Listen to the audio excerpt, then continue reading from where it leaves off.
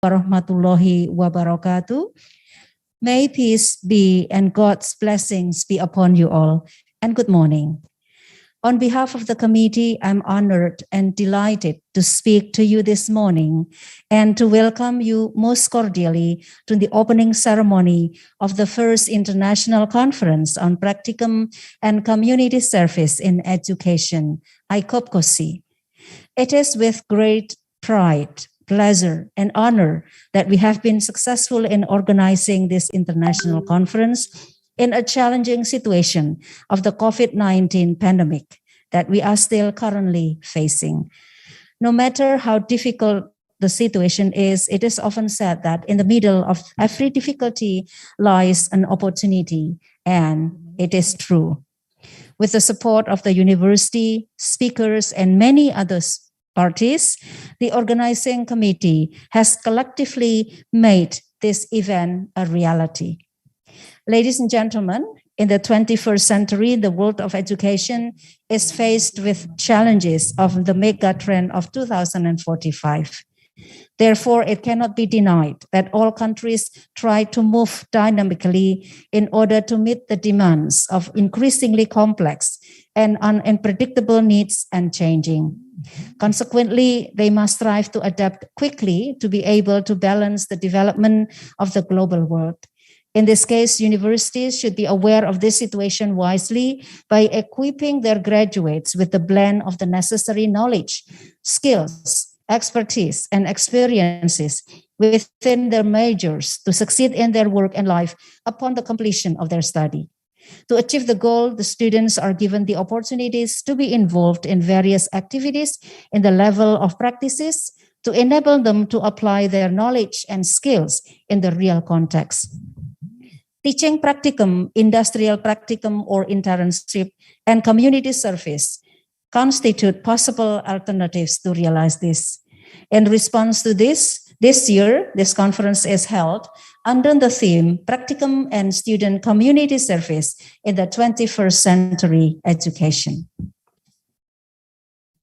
Ladies and gentlemen, our conference is rich and varied with one keynote speaker by Director General of Higher Education of the Ministry of Education, Culture, Research and Technology, 5 plenary presentation sessions with 13 speakers, and 3 parallel presentation sessions with 103 papers to present. In this occasion, we are inviting speakers who are the experts in their fields from various countries. The first one is Professor Dr. Siswantoyo M.Tes Aivo from Universitas Negeri Yogyakarta, Professor Christine from the Faculty of Arts and Education, Deakin University, Australia, Professor Dr. Thomas Kohler from the Institute of Vocational Education, Technische Universität Dresden, Germany, Professor Madya Dr. Zainuddin bin Hassan from University Teknologi Malaysia, Professor Insinyur Irfan Dwidya Priyambada M.Eng PhD from Universitas Gajah Mada, Rima John Sotlikova PhD from National University of Uzbekistan, Professor Dr. Abdul Rahim bin Hamdan from University Pendidikan Sultan Idris Malaysia, Associate Professor Anthony Gerard Ryan from IG University of Education, Japan, Associate Professor Takahiko Matsui from IG University of Education, Japan, Professor Kuo Pinglin from Tuang Hai University, Taiwan, Dr. Insinyur Zainal Arifin MT from Universitas Negeri Yogyakarta, Susan Lut MSc BMUS from Universiteit Utrecht, the Netherlands, and Dr. Peter Doppler from Wittenstein SE, Germany. I wish to thank our keynote speaker and the invited speakers for accepting our invitation to share their wealth of experiences. May I also take this occasion to pay tribute to the top managers of Universitas Negeri Yogyakarta for their support. Recognition should also go to the conference committee members from the tremendous amount of hard work and for having so generously devoted their time to to ensuring the details of important aspects of the conference programs to be successfully undertaken. I'm sure that in the spirit of open discussions and willingness of cooperation to solve mutual problems in the interest of teaching practicum, internships, and student community service, this will be a successful event. Thank you again, and I wish you all a successful conference. Terima kasih Ibu Nuni atas sambutannya dari laporan Ketua Panitia, dan berlanjut ke acara berikutnya adalah sambutan oleh Wakil Rektor Bidang Akademik Universitas Negeri Yogyakarta yang sekaligus kami mohon berkenan membuka secara resmi konferensi internasional kali ini. Kepada Bapak Profesor Dr. Margana M.Hum MA, kami silakan. Moving on to the next item on the agenda, we would like to invite the Honorable Vice Rector for Academic Affairs of Universitas Negeri Yogyakarta, Professor Dr. Margana M.Hum MA, to deliver the welcoming remarks and to formally open this conference. Professor Dr. Margana, the floor is yours. Thank you. The Honorable Keynote Speaker, Professor Insinyur Nizam, MSc TICS PhD, IPU, Asian Inc., Director General of Higher Education of the Ministry of Education, Culture, Research and Technology. All invited speakers, planet speakers, dear Vice Rectors, Vice Deans, all invited speakers, Head of Institutes, various directors, distinguished guests, all participants, ladies and gentlemen. Assalamualaikum warahmatullahi wabarakatuh. May peace and God's blessings be upon you all, and a very good morning.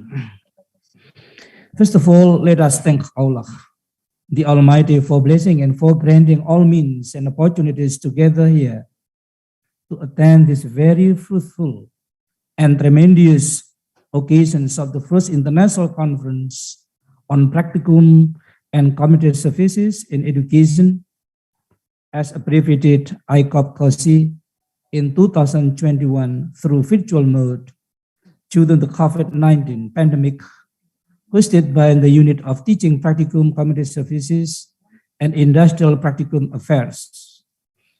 It is greatly honored and pleased for me, representing Rector of Yogyakarta State University, Professor Dr. Sumaryanto M.Kes, to warmly welcome all of you in this virtual conference.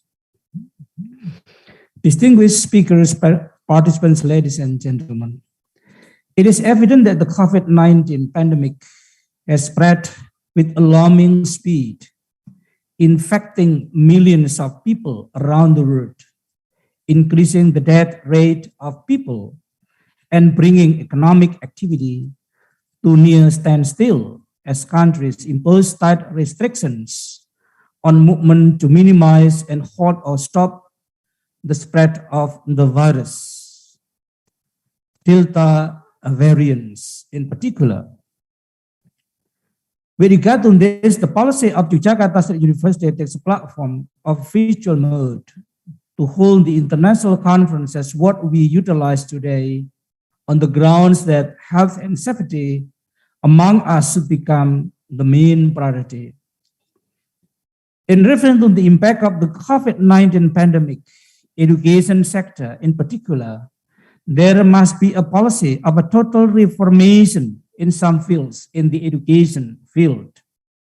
It is evident that the education process at school and colleges, which was formerly carried out via face-to-face, has nowadays turned into virtual face-to-face learning mode with the utilizations of various platforms, Google Meet, Zoom, and the like.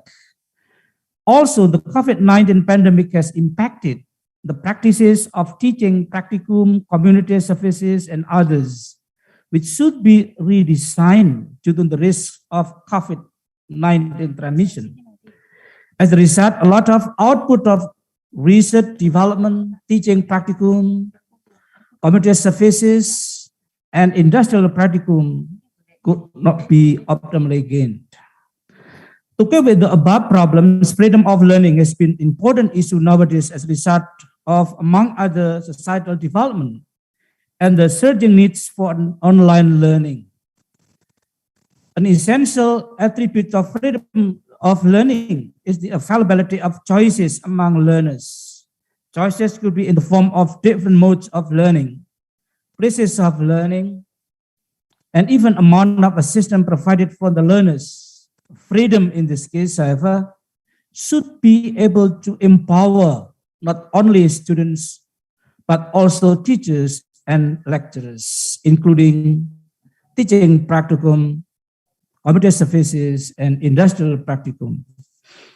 With regard to the above issues, University Negeri Yogyakarta is keen on responding to the existing problems as mentioned. That is why the theme of the conference today deals with practicum and student community services in the 21st century education. It is aimed at providing a forum for lecturers, researchers, teachers, stakeholders, students, practitioners to intensively share ideas and experience on the topic mentioned, to find out some solutions to learning and teaching problems, teaching practicum, community services, and industrial practicum in the era of disruption, and to make a collaboration across institutions and countries. Distinguished invited speakers, participants, ladies and gentlemen, to gain the objectives, the committee has succeeded in inviting some prominent experts as the keynote speakers and present speakers from different countries, as mentioned by the chairpersons of this conference. In this opportunity, I would like to warmly express many thanks to them all. Added on this, it is unwise to not to appreciate all delegates and participants who have managed to take part in this 2 days conference through virtual mode. I do hope that this conference brings some benefits to all the participants and contribute to the upbringing of the scientific life. Finally, I do apologize for any shortcomings you may find during this conference. I wish you gain a fruitful and pleasant forum and enjoy yourself during this virtual conference from beginning to the end. With the great word of Bismillahirrahmanirrahim, it is a pleasure for me to declare the official opening of the first international conference on practicum and community services in education as abbreviated ICOP COSI in 2021. Thank you. Wassalamualaikum warahmatullahi wabarakatuh. Terima kasih kepada Bapak Profesor Dr. Margana M.Hom MA yang sudah berkenan membuka acara ini secara resmi, dan berarti kegiatan kita 2 hari ke depan sudah sah untuk bisa dimulai. Thank you for delivering the welcoming remarks and to formally open this conference, Professor Dr. Margana. This means that our conference is officially opened. Hadirin sekalian, sebelum kita beralih pada acara inti konferensi kita hari ini, marilah kita abadikan pertemuan kali ini dengan acara foto bersama. Untuk yang berada di ruang ini, kami persilakan untuk diatur untuk foto bersama Ibu Nuni, dan untuk yang di ruang maya, kami minta persiapkan wajah terbaik Bapak Ibu sekalian, hadirin sekalian, untuk membuka layar masing-masing, dan ada kurang lebih hampir 400 peserta, sehingga ada 16 layar. Mohon bersabar, tim kami akan segera memulai untuk pengambilan foto tiap layar. Ladies and gentlemen, before we continue to the next agenda, we would like to do a virtual photo session for all the participants. For those who are present virtually, we invite all participants to turn on your camera and put on your best smiles for a few seconds. Ya, sambil kondisi yang di dalam ruangan berfoto juga, Bapak Ibu yang di ruang maya silakan membuka layar dan foto bersama di kami di dalam ruang maya. Ada 16 layar, luar biasa, 16 layar. Mohon bersabar untuk tersenyum selama berapa menit ya Bu? beberapa menit ya, karena cukup banyak yang harus kita ambil layar per layar.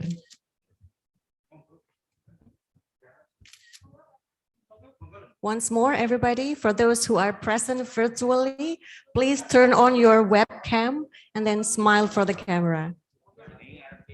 Ya, sambil menunggu di foto bersama dan tetap tersenyum Bapak Ibu, nanti mohon bisa 2 hari ini Bapak Ibu di ruang maya karena banyak sekali orang yang terlibat secara praktikum, kuliah kerja nyata mahasiswa, dan juga praktek-praktek lapangan mahasiswa, mestinya bisa memberikan sumbangsih, saran, masukan, dan banyak hal di dalam konferensi kita dalam 2 hari ke depan.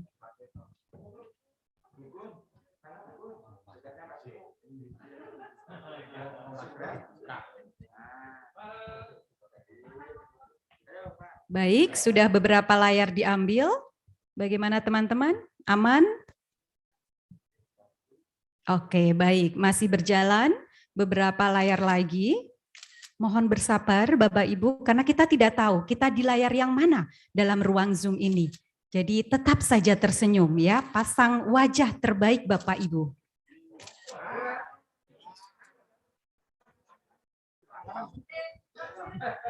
Ya. Tidak hanya bertahan untuk yang di ruang maya, ternyata yang di ruangan ini pun harus juga bersabar foto berkali-kali ya. Jadi persiapkan wajah-wajah untuk diabadikan dalam momen pembukaan konferensi kali ini.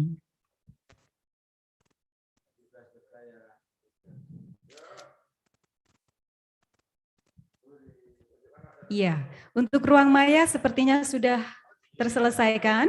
Ya, demikian juga yang ada di ruangan ini. Dan berarti sudah selesai, sudah upacara pembukaan kita pada kesempatan kali ini.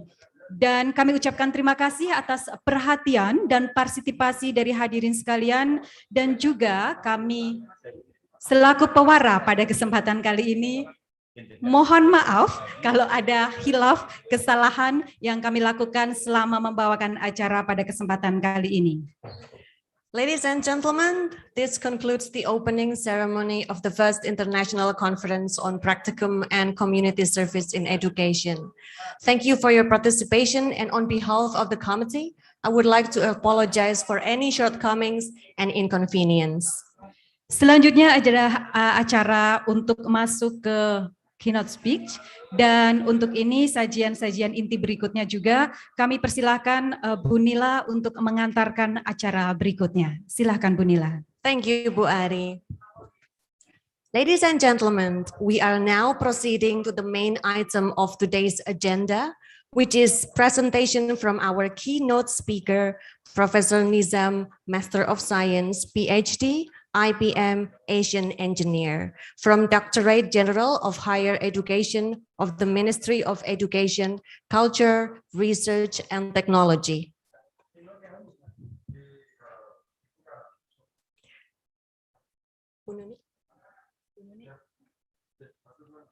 Sebelum saya membacakan dulu ya. So, ladies and gentlemen, before we move on to the keynote speaker, I would like to read a brief background of Professor Nizam.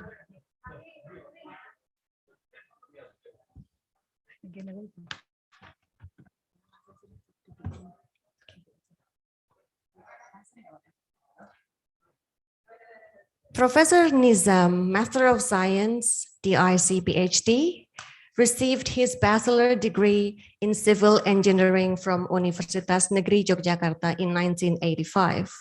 He then continued to get his master degree in river, estuary, and coastal engineering from Imperial College of Science and Technology, University of London, United Kingdom in 1989. He then received his PhD in civil engineering hydraulic from the same university, Imperial College of Science and Technology, London. Professor Nizam received several awards. I'm going to read some of them, but this is not limited to these. So he received Piagam Kehormatan Presiden Republik Indonesia, Satya Lancana Karya Satya, in 2012. He also received awards from Hewlett Packard for e-learning. This one was received in 2007. He was also a visiting professor in Universitas Massachusetts 2003. He was also a guest lecturer in Survei Geologi Amerika Serikat in 2003, in the same year. He was a visiting professor in the Faculty of Engineering, Universitas Gadjah Mada, and he is now the Director General Pendidikan Tinggi Dirjen Dikti since 21st July 2020.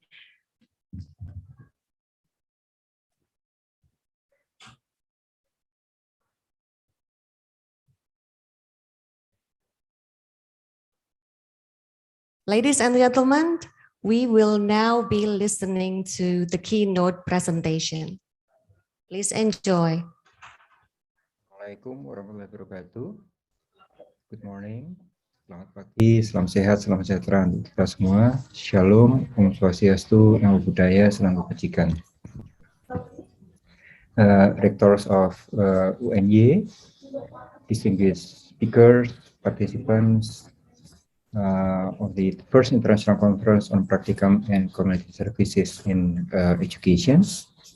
First of all, I would like to congratulate the organizing committee for having this very interesting seminar on the International Conference on Practicum and Community Service in Education. Please allow me to share screen.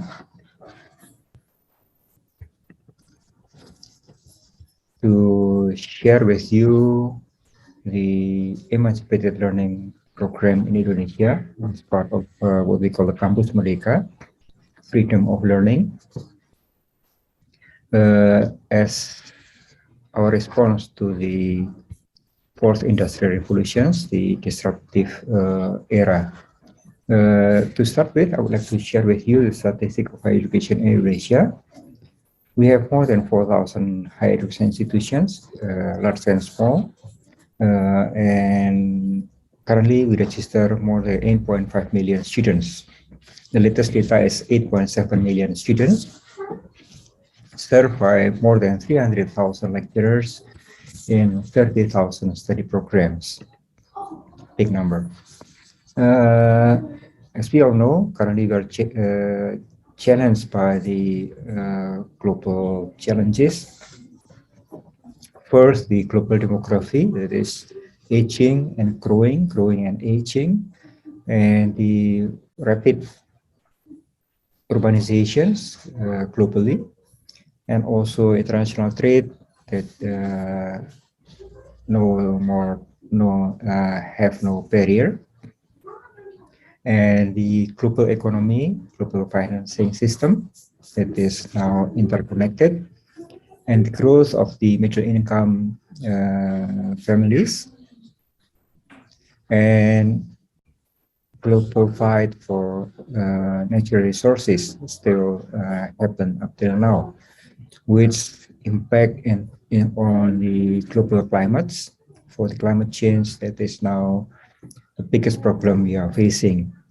And the advancement of technology bring positive as well as negative impact of the advancement of technology, and the geopolitical dynamics as well as geoeconomy is the mega trend of the 2045 that we are facing. At the same time, we also, as the global citizens, we have pledged to achieve the 17 Sustainable Development Goals to make sure that our children will inherit a better planet to live. And at the same time, currently we are facing with the Industrial Revolution 4.0, or we coin as VUCA era, the era of volatile, uncertain, complex, and full of ambiguity, where the many jobs will disappear due to the machine getting smarter and smarter. 23 million jobs could be replaced by automations by 2030 in Indonesia alone. But as with other industrial revolutions, the opportunities of creating new jobs is double the number of job losses, but job disappear. But many of these jobs is currently not yet exist. So it is a big challenge for university how to prepare skills, competencies for an unknown world. Even the industry do not know what will happen in the next 5 years.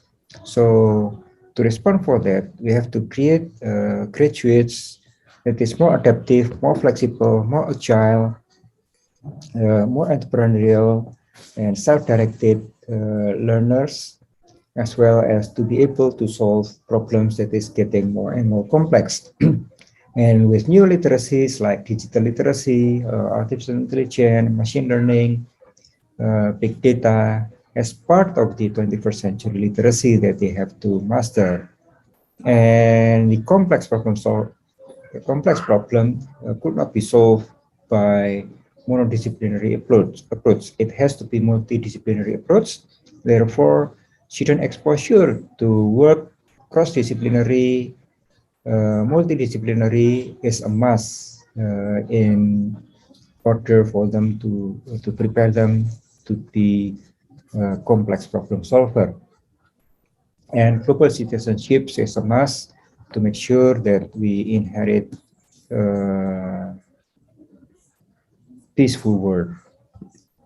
And we do not want university, higher educations to be a broken link between educations and the professional world, the world of work. To make sure that what we do in higher educations link with what happened in the dynamics of the world of work, we have to link the two parties together. This is what we call mass marriage between university, academia, and the world of work. Without that, then it's very possible that university industrial revolution, the third industrial revolutions, with a very well-defined industry, into a world that is VUCA, vulnerable, uncertain, complex, and ambigu. So we have to shift from narrow perspective into self-directed and flexible learning. How we do that? We give all students opportunities up to 3 semesters out of their subject. They can take 1 semester from other subjects. Students from engineering can take marketing, can take finance, can take sociology, can take communication, for instance.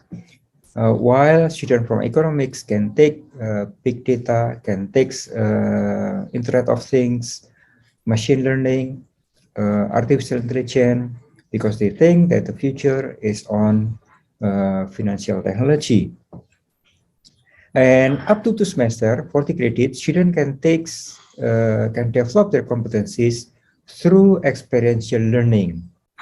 They can engage with the industry, engage with the professional world. They want to be to develop their career in the future as early as they are still at university as university student.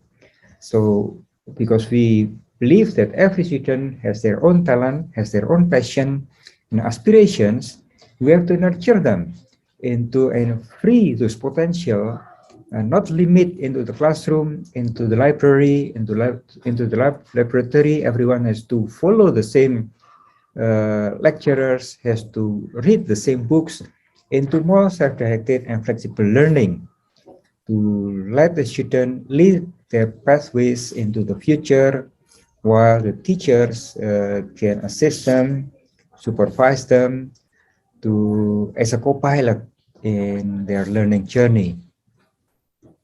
So those 2 semesters out of campus can be taken from any of these 9 activities, One student exchange. This is very simple. Student can take courses from other universities in country or abroad, whether that is in line with what they study now, their subject, their study program, or it can be different subject.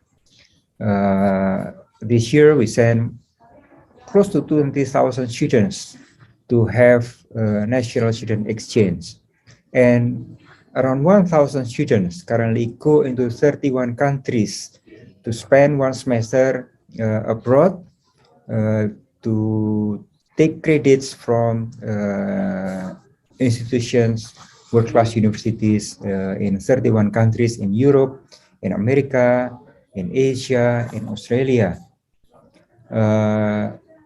In addition to for them to learn the subject from different universities, they also develop their global citizenship competencies. And secondly, internship. Students can take intern in whatever profession they want to be in the future.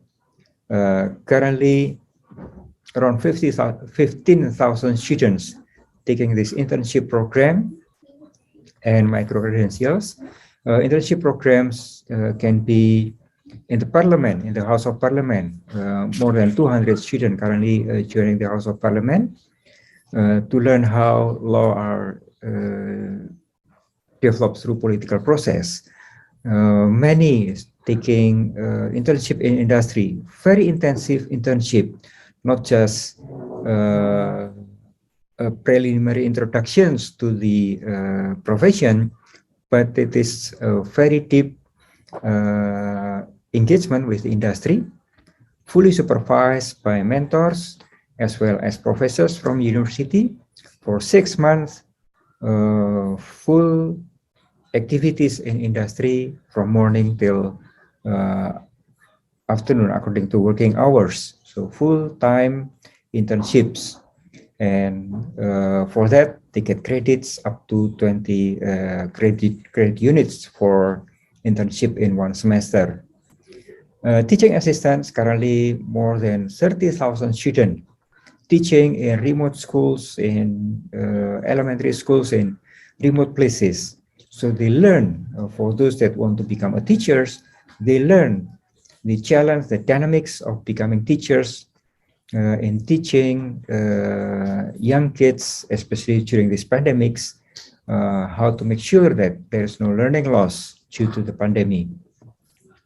And research assistants, students can also become a research assistant, full-time research assistants, not just part-time, but full-time research assistants. And for that, they can take credit for what they do, 20 credit up to in one semester. And this can be in research institutions, nationally as well as internationally.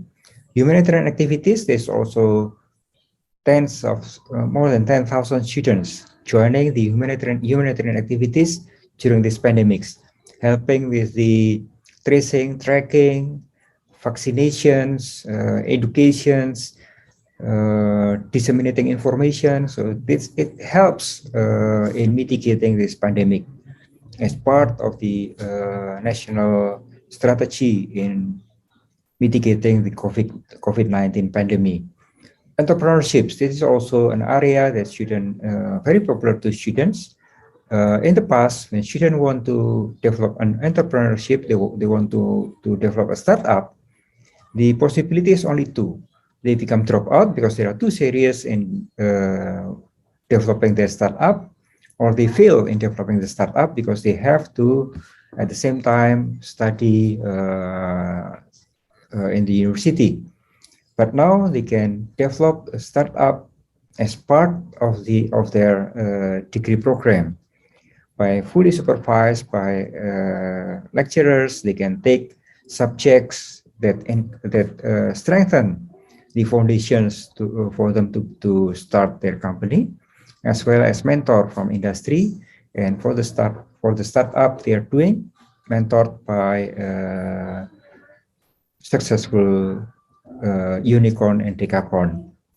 Micro-credentials is also another program that we currently accelerating. For instance, students can learn machine learning, data scientist, to become a data scientist. Students from science, major, from engineering, even from social sciences can take intensive course, intensive training in programming, in machine learning, in artificial intelligence. And this is not only training, but also project-based. So at the end of the training, groups of students from many different disciplines work together on a project based on industrial need. So during this year, more than 10,000 students take this micro-credential program, and many has been certified by global tech players like Huawei, AWS, Google, Microsoft, Amazon Web Service, NVIDIA, and many still ongoing now. Community empowerment is also a very popular program for students because they now engage with the village to develop the economy, to develop the post-harvest, to fix the supply chain, and to develop more eco-friendly farming and many things that students can transform the farmers as well as transform themselves to become millennial farmers, for instance. And military service is also one of the menu available for students to take. And this is the number for this semester alone. Micro-credentials, 8,000 students. This is the national program. In addition to this, hundreds of thousands of Campus Merdeka program are developed by every university. Micro-credentials, 8,000 students. Community empowerment, more than 20,000 through KKN thematic. Certified internship in industry, 15,000. Student exchange, 20,000 nationally. And international student mobility award, 1,000 students. And campus goes to schools, teaching in remote elementary schools, 35,000. And student entrepreneurship program, 1,000 students. And to transform the university with the emancipated learning, the key performance indicator for every rector's contract with the government, especially for public university where the funding comes from the government, every rector has to sign this contract to achieve these 8 key performance indicators. One is graduate employability. How many percentage of graduates get a decent job within 1 year? And secondly, how much freedom student has in joining the emancipated learning program by looking at how many percentage of last year student in taking the emancipated learning program. And third, we also send lecturers, professors to go out of campus to engage with the industry, to engage with the community, to engage with the real world. And we put red carpet for professionals to come to university to share their knowledge, to share their tacit knowledge, and to bring industrial problems into the classroom. This is key performance indicator number 7. More emancipated participative class taking place, project-based, case-based learning. And 5, lecturers' performance, not only in terms of research paper, but also innovations that go into industry, that go into the community. And 6, cooperation between study programs with international partners and international standard in our study program by promoting international accreditations to study program. And government not only asks university to transform, but we also focus our funding for that transformation to happen.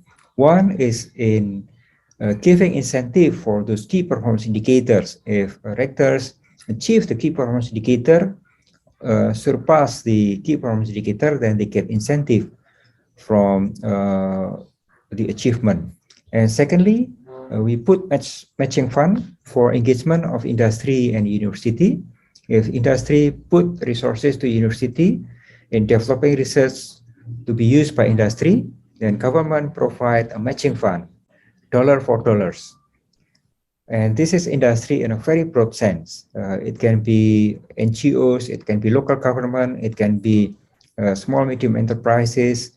What we need is commitment from partners in engaging with the university, and we will put the same amount of resources as much as industry commit into the university.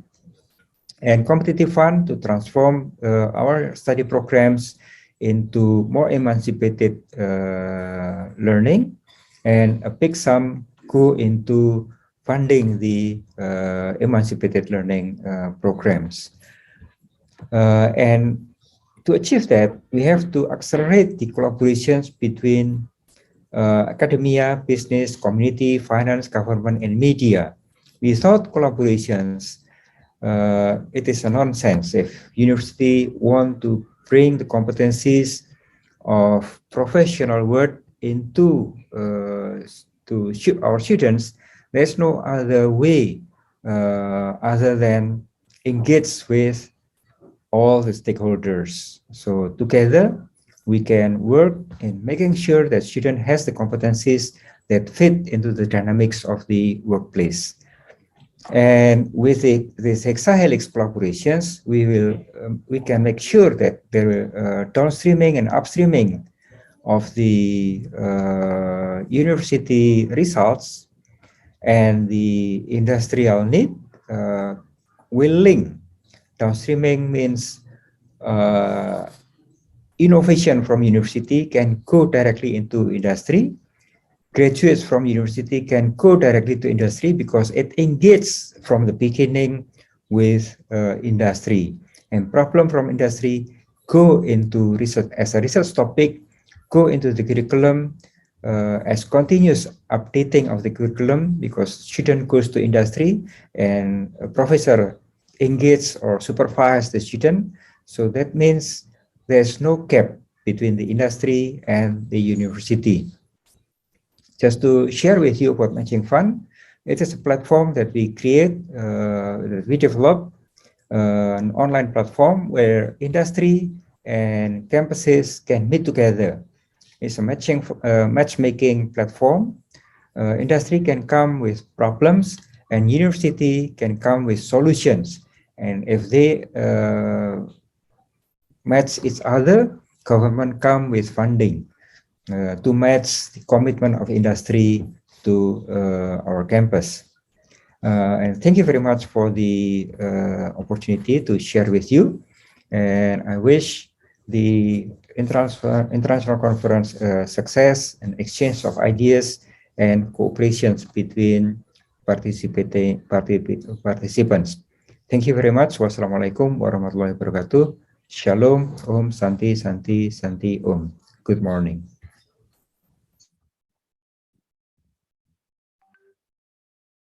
Thank you, Professor Nizam.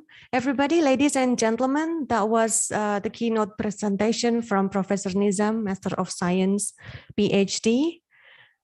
There is no question and answer session for this session, unfortunately, so we have to move on to the next agenda.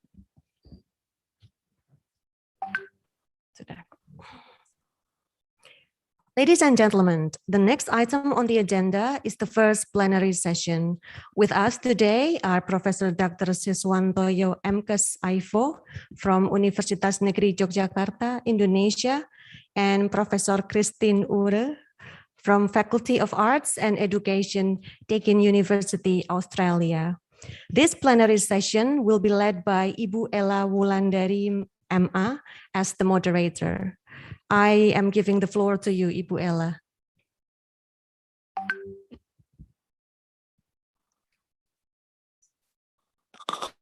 Thank you, Ibu. Thank you, Ibu. Ella, bisa?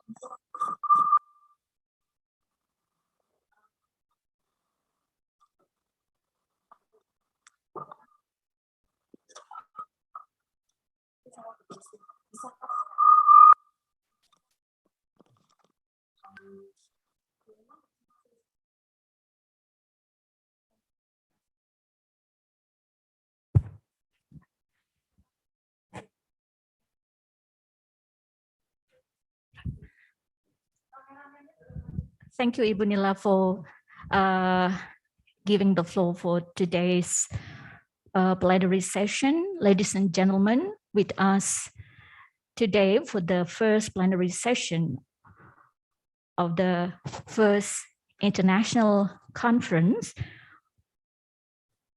on practicum and community service in education, we have two outstanding speakers already with us in this room, Bapak Professor Dr. Siswantoyo MKes IFO from Universitas Negeri Yogyakarta, Indonesia. And the second speaker, Professor Christine Yor from Faculty of Arts and Education, Deakin University, Australia.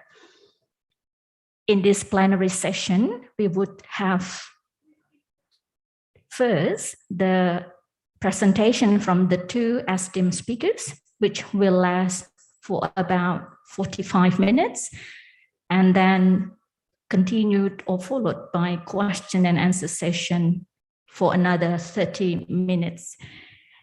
To begin with, allow me to introduce to you briefly the CV of Professor Dr. Siswantoyo MKes IFO. In today's session, we've been very grateful to have Prof. Sis, that's how we call him in our everyday life, to speak to us regarding student community service in the 21st century education. Prof. Siswantoyo is a professor in sports coaching science in Faculty of Sports Science, Universitas Negeri Yogyakarta. Professor Siswantoyo earned his bachelor in English language education. That's a surprise, Professor, to find out that you have earned bachelor degree in English before in 1991. Yes, sir. Okay, that's great in UST, from UST, and also earned his second bachelor in sports coaching education in 1998 from IKIP Yogyakarta. Prof. Siswantoyo graduated from master's degree in sports health science, Universitas Erlangga in 2002, and in sports medicine from the same university in 2007. Prof. Sis has engaged deeply with research and community service as he served as the secretary of the Center for Research and Community Service from 2016 to 2019, and then became the head of the center in 2020 to 2021, before acting as the present vice rector for planning and cooperation of Universitas Negeri Yogyakarta. I think there's a lot of time for us to get to know with Professor Sis while he's delivering his presentation, but it's wise to start away with the presentation. Prof. Siswantoyo, is that okay? Will you be ready to present? All right. So ladies and gentlemen, before we move to the next introduction for Professor Christine Yor, we will first listen to Professor Siswantoyo's presentation. Bapak, Professor, the floor is yours. Thank you, my partner, Ms. Mega. I'm sorry, I will presentation with standing. Maybe on the first, the Honorable Prof. Niyam, Dirjen Dikti, special guest, and Professor Christine from Deakin University, Australia, and my friend Professor Kohler from Germany, and all speakers in this conference. I will tell to you about student community service in the 21st century education. Next. Next.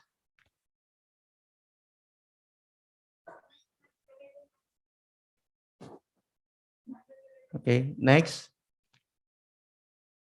Okay, you know about Yogyakarta State University. Yogyakarta State University is one of back what? Back. Yeah, thank you. You know about Yogyakarta State University. Yogyakarta State University is one of 1,000 university maybe in Indonesia. So we have one achievement in these years. We stay in level 2 in Indonesian University PTN BLU. And we have another achievement in level informative university. We have a grand design to develop UNY. In 2025, we will reach a world-class university. We starting in here in 2021, and Yogyakarta State University as a special university in education, the class university. So we develop to next years for innovation and enhancement. So this one we make all strategies to reach this milestone. So the 2023 UNW will strengthening in output excellency, so international recognition. Yeah, this one to be an effort in Yogyakarta State University. Next.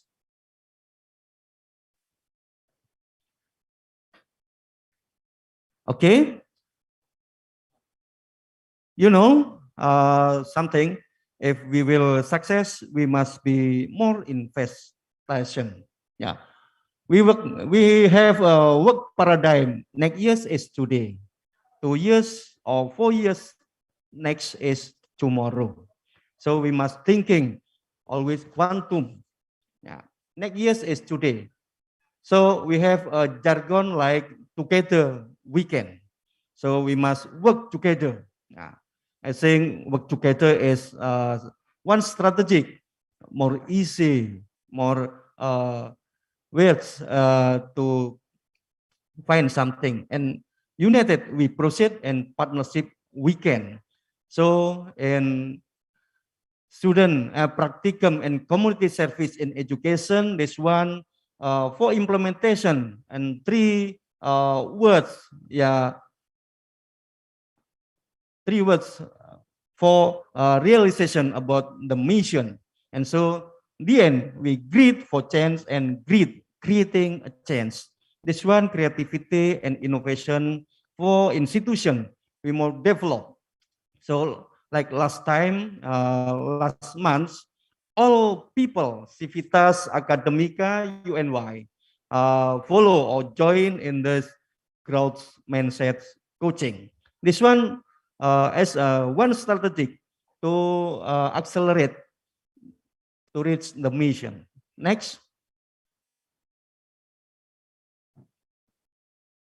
Next. Okay. Where student community services in education. This one program community services will support to make higher to reach QS World University ranking. So the outcome, all activities in community services for develop support in clusterization, ranking university in Indonesia. So in Asia University ranking. And we have many achievements in these years. UE Green Metric in international ranking.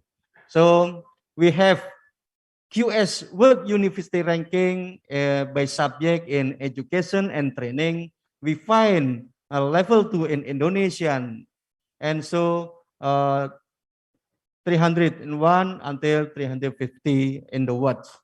So this one is achievement University Yogyakarta. Next. Next. Okay. We will suggestion to this program about practicum teaching in community services, especially in education. Yeah.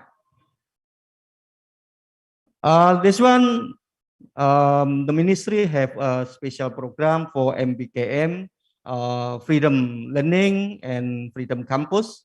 So the conceptual Freedom Campus, like 5 semester in the university in the program, 1 and 2. 5 semester in the department, 1 semester in outer department in university, and 2 semester in outer university. So in the second style, 611. 6 semester in the department, 1 semester in outer department in a university, and 1 semester outer university.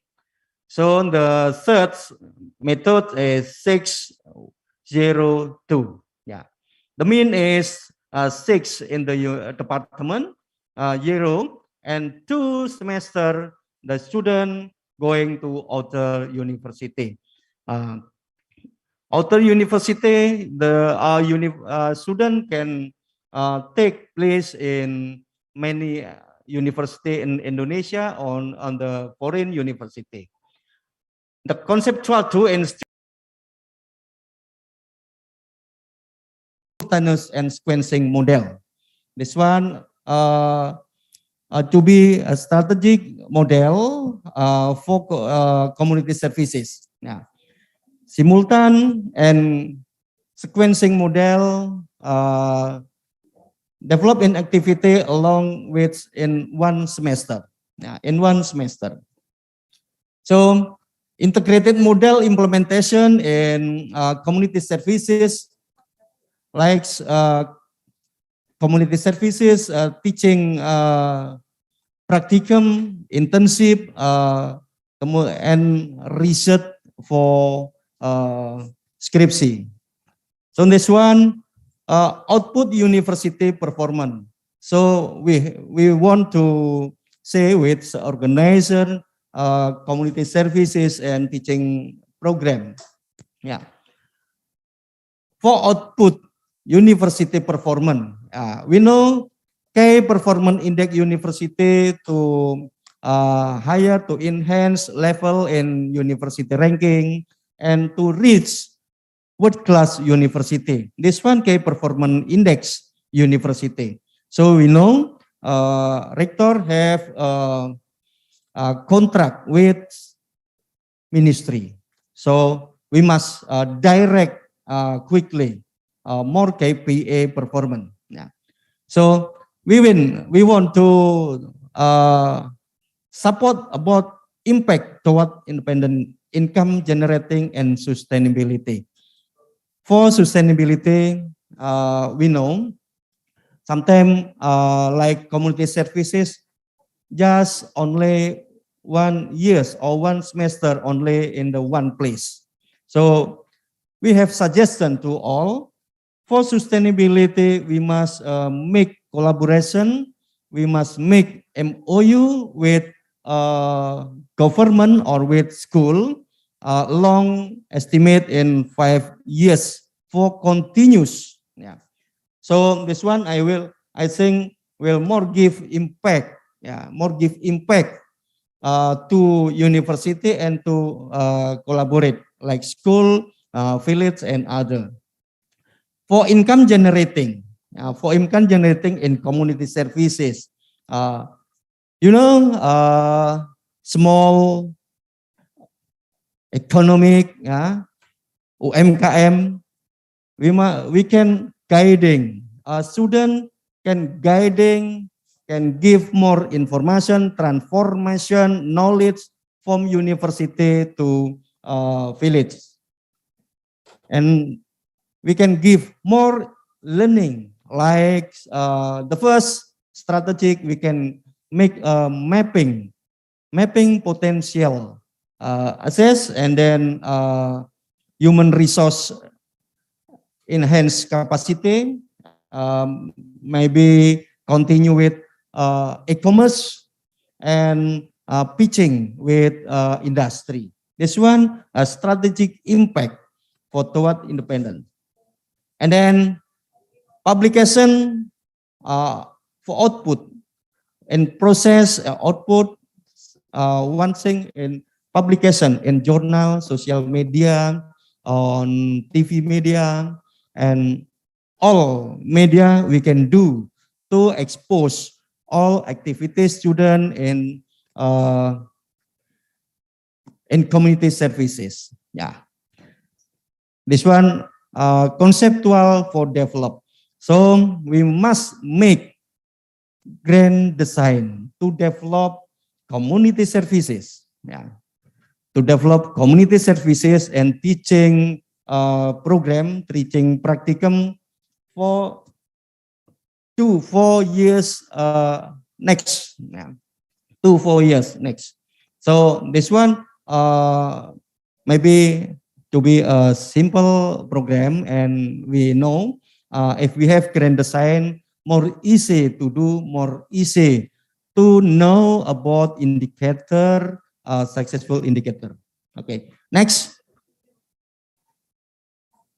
Okay, next.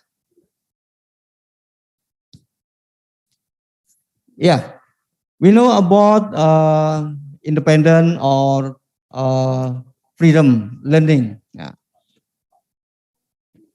Freedom learning in Freedom Campus is a program developed through the implementation of main course, additional course as superior characteristic and interesting.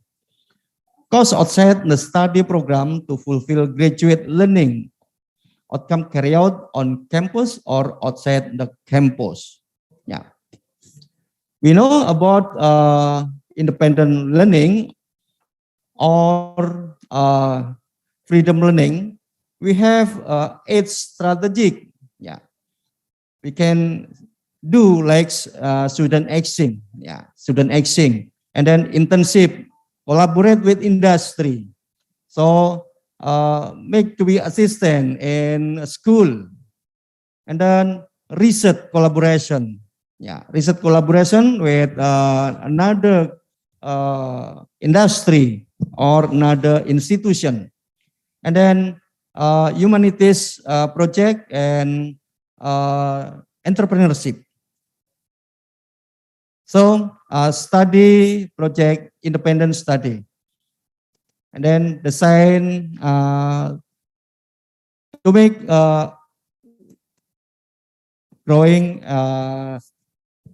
to village. UNW have program UNY Bangun Tiso.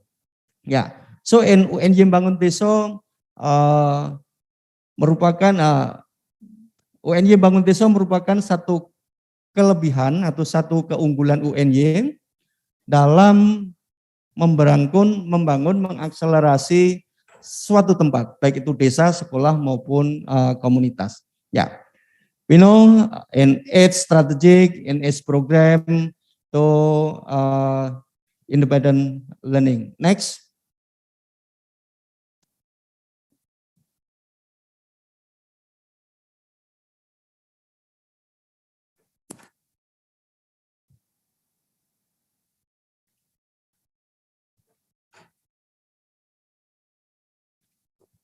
Okay, all participants, we want to ask you to tell you about strategic implementation 5-in-1 integrated or 5K.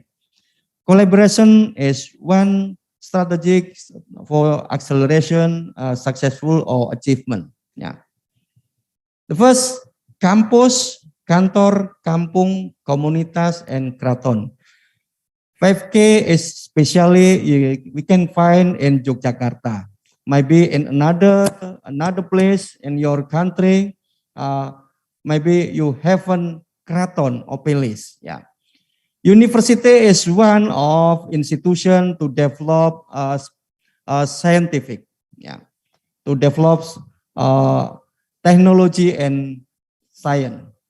And office have policy, have many policy to develop and to special on fundraising or funding. And then village, this one is one object we can develop, we can create to be many village like culture village, entrepreneur village, maybe an special or superior village and other many kind of develop to village and industry community. This one strategic collaborate to develop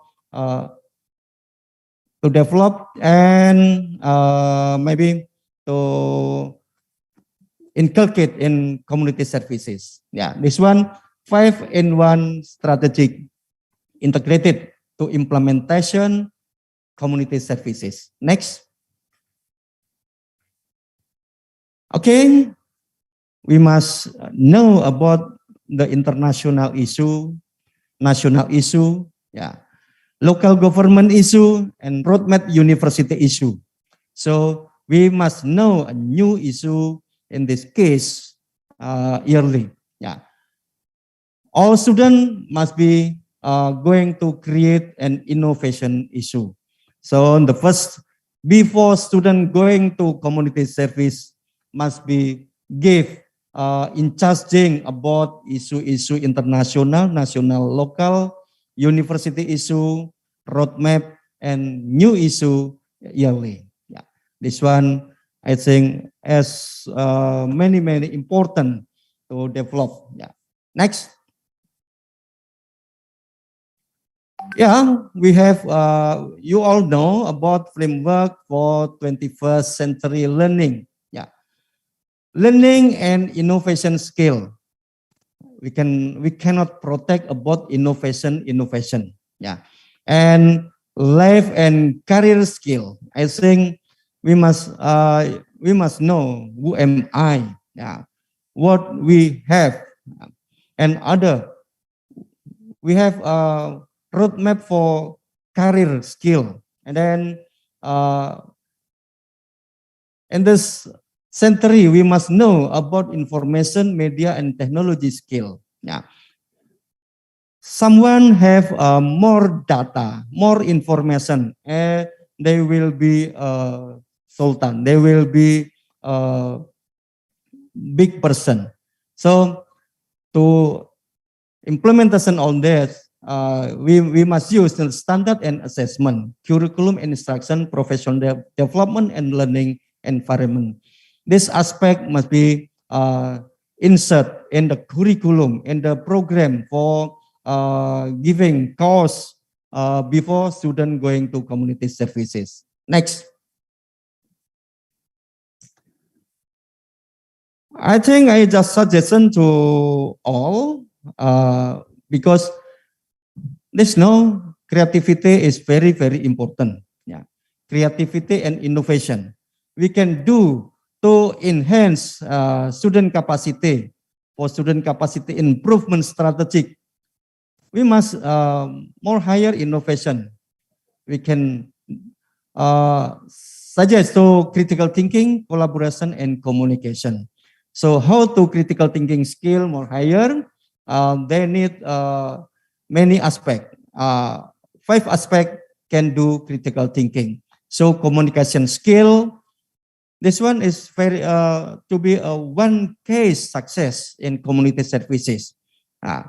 We will talking about something with who person in many level. Communication skill, this one is very important.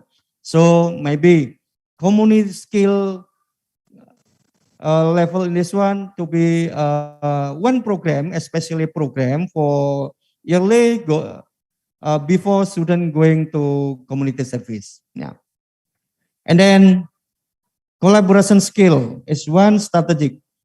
The first, orientasi student to the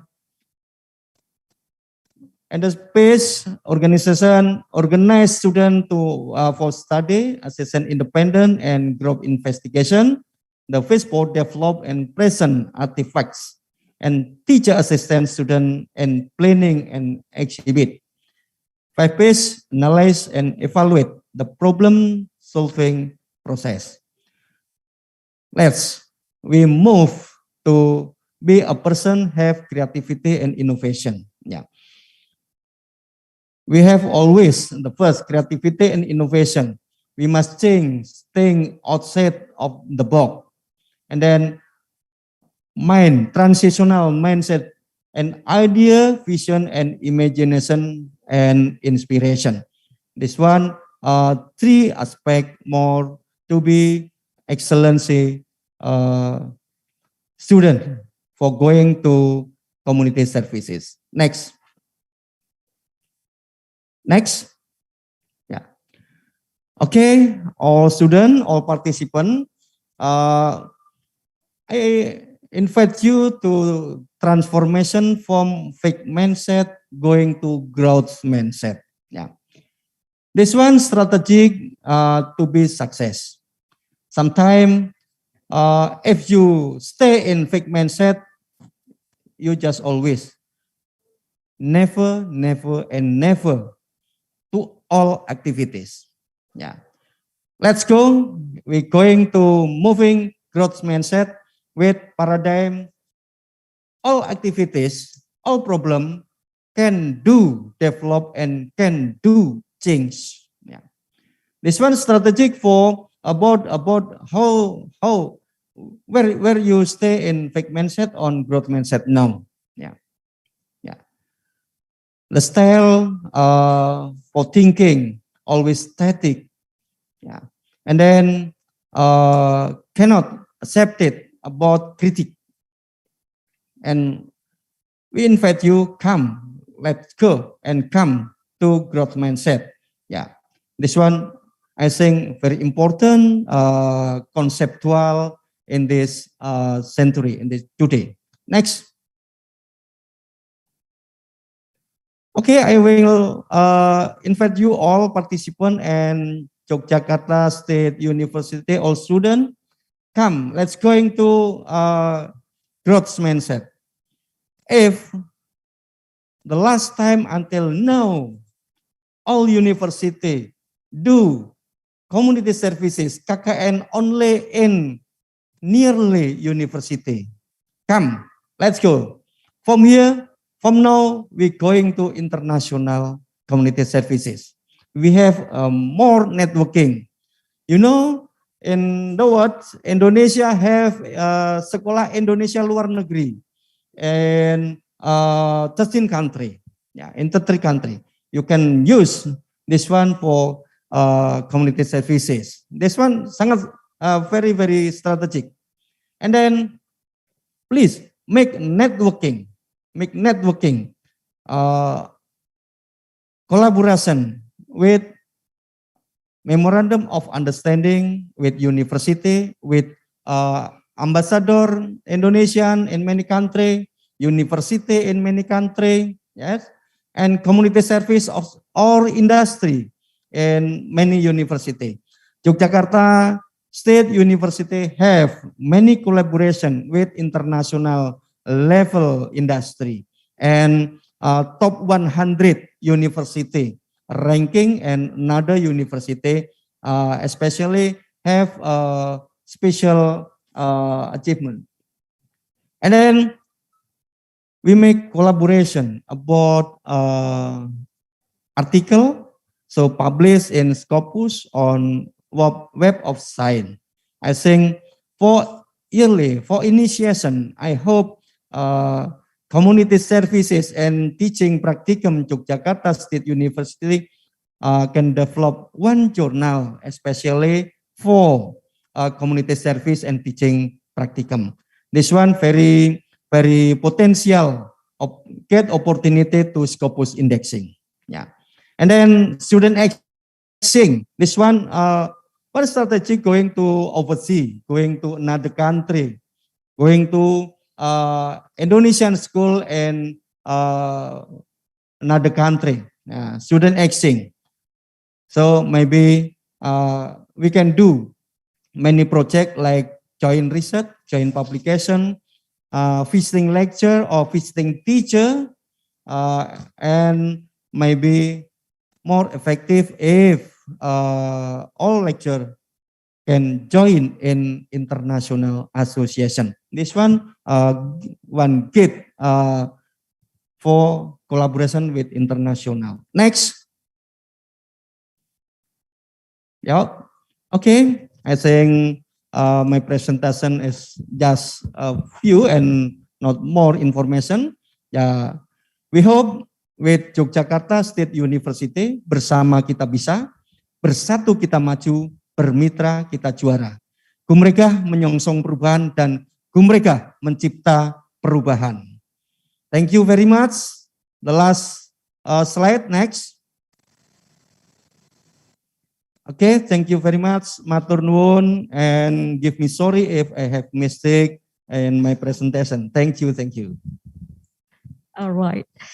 Thank you, Professor Dr. Siswantoyo, for sharing with us his thoughts and aspiration, as well as encouragement for not only students, but also teacher educators around the world to support the best practices that has been explained by Professor Siswantoyo that has been running in Universitas Negeri Yogyakarta. In his talk, Professor Siswantoyo has shared with us how Universitas Negeri Yogyakarta has implemented student community service program in conjunction with government's program concerning independent learning and independent campus. At the same time, Professor Siswantoyo has talked to us about the importance of aligning the student community service programs with the recent issues, not only in university, but also in community, to empower students as agent of change that has 21st century skills, including the communication skills, collaboration, critical thinking, creativity, and most importantly, the growth mindset skills. Professor Siswantoyo, that has been a great talk, but ladies and gentlemen, that is not the only talk we have for the first plenary session today. With us too is Professor Christine Yor from Deakin University. First of all, allow me to check if Christine is already on the show. Christine, can I? Oh, that's great. Can I request the committee to? All right. Christine is already on the Zoom. Christine, first of all, I'll introduce you to our participants on our very first conference today. Ladies and gentlemen, Alfred Deakin was Executive Dean, Faculty of Arts and Education 2018 to 2020, and was previously the head of School of Education at Deakin University from 2012 to 2018. She has worked extensively with government systems, schools, and early childhood services to support developments in teacher education and to promote quality educational provision in the school and the early childhood sector. Professional experience, Professor Yor has extensive experience in managing local, national, and international research projects. She has led competitive research grants, tenders, and consultancies for projects in quality of schooling, pre-service, and in-service teacher development and learning, early childhood literacy and numeracy, and transition to schooling. She also established the Network of Associate Directors of Professional Practice, or NADPE, in 2015, and was board member for the Australian Council of Deans of Education, or ACDE, 2013 to 2019, president of the Victorian Council of Deans from 2013 to 2018, member of the Ministers' Expert Panel for Schools in Victoria from 2015 to 2018, and the tertiary representative on the Victorian Government Teacher Supply and Demand Reference Group from 2012 to 2019. She was also expert panel member for the Australian Institute of Teaching and School Leadership, or AITSL, for the implementation of the Teaching Performance Assessment, or TPA, for graduate teacher assessment from 2017 to 2021. Today, Professor Christine Yor would be talking on teaching practicum in the 21st century, the 2045 mega trends and implication for initial teacher education. I would first again remind and encourage all the participants to save their questions for later session in the question and answer session after Professor Christine Yor has finished presenting her talk today. Now, I'd like to invite Christine. The floor is yours. Would you like to help me would you like to share your screen first? Yes, I was just trying to unmute, but hello everyone, and it's my great pleasure to be here today. I'll just share my screen and bring up my slides. It says I have disabled screen sharing, so can somebody please allow me to screen share? Hello?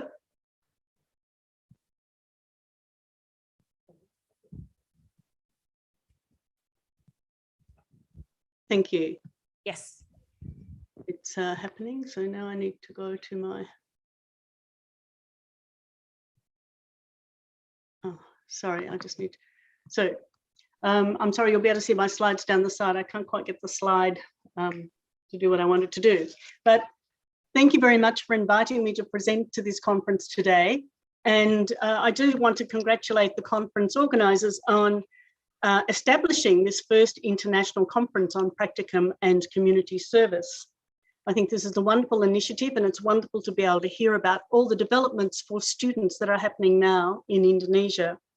And I do think that some of the things I have to say will build on some of the things that Professor Siswantoyo has already said, but I will be addressing these from the perspective of initial teacher education. So my paper is called Teaching Practicum in the 21st Century, the 2045 Megatrends and the Implications of this for Teacher Education. I want to take my first couple of minutes to reflect on why we're here today. We're here to address how to cope with change and how to prepare better for that. And my focus is purely on how to prepare student teachers better for the future workforce. But thinking back over the past 2 years, education providers have been required to make rapid adjustments to the delivery of education programs. The COVID-19 pandemic emerged quickly with little warning of devastation to follow. Recent assessments of the impact of the pandemic highlight how inequality within and across local and global societies has influenced the outcomes for different community groups, such as access to vaccines, hospitals, and related health and hygienic conditions have all been foremost in determining how well communities have been able to resist and combat the disease. Similarly, access to digital learning has determined which students have been able to access schooling or higher education as communities have been forced into lockdown, as we are still here in Victoria, which is why I'm talking to you from my home. Ongoing access to education through digital learning is now regarded as critical for long-term economic recovery of countries. Evidence cited in a recent OECD report shows that students in COVID-affected communities are already falling behind in learning. And a major factor concerning the impact of different communities has been the capacity of their schools and their universities to adapt quickly to provide effective online learning. So for lower socioeconomic communities, in particular, the cost of computers and access to reliable internet services to support sustained online learning have created barriers for their learning. Students who have not been able to fully engage in learning online or have access to classrooms during the pandemic have experienced an immediate loss of learning. And the OECD report suggests that these students will experience further consequences as they continue through school, university, and into employment. Supporting economic evidence predicts that this will further impact the economies of countries for years to come. So estimates based on the loss of just 1/3 of a year of schooling for the current student cohort, and then assuming subsequent full return to schooling, suggest that this loss of knowledge and skill development will result in an average loss of 1.5% of GDP for OECD countries for the remainder of this century. The cumulative impact of this is equivalent to 69% of the current GDP levels. So this experience of COVID-19 presents a micro account of the 21st century challenges posed by the predicted megatrends of 2045. So the pervasive digital influences on citizens across the globe, along with economic competition and changing world order, all point to the need for countries to ensure their citizens are well educated and that future school and university graduates have the skills and the knowledge they need to be able to be adaptive, ready and able to engage in a changing workplace. So for schools then, these challenges will require a teacher workforce with high levels of digital competency to ensure students develop the capabilities they need to be adaptive and innovative.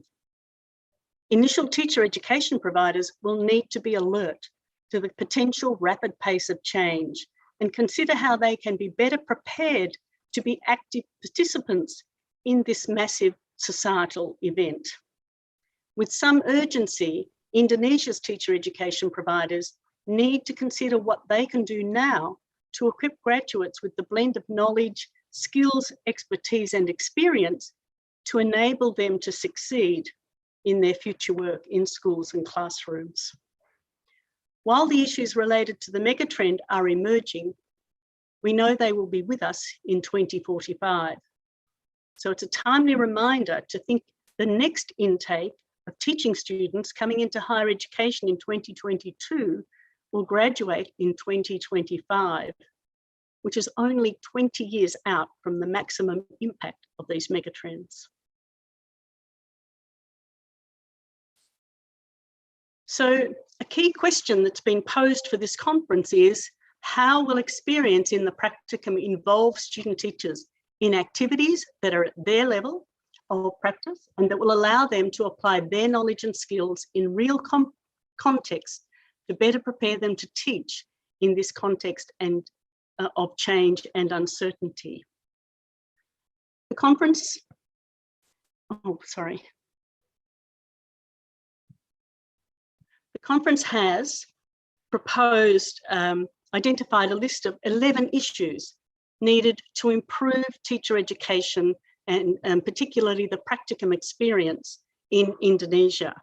And as you can see, these range from managing the practicum to steps to better promote student-teacher competencies during the practicum, to prepare the students more effectively to undertake their practicum, to make them aware about how emergency situations operate and how they can be participants in the solution, the supervision processes for student teachers, that it's focused on a successful practicum, that the teaching and learning experience of student teachers helps them to bridge the gap between theory and practices to better meet classroom needs, to build expectations and knowledge about and skills around distance learning practicum, and then the assessment processes on the performance of student teachers giving a lesson and focus on the assessment of the student teachers' learning documents that they use to support their professional practice, and also to measure student teachers' competency development and evaluating practicum. So I use this list throughout my paper as a guide for consideration of what teacher educators might put in place to ensure the practicum is managed effectively and to ensure that the learning experiences provided in schools equip the next generation of teachers with the skills they need to address the changes and uncertainties for the megatrend of 2045. So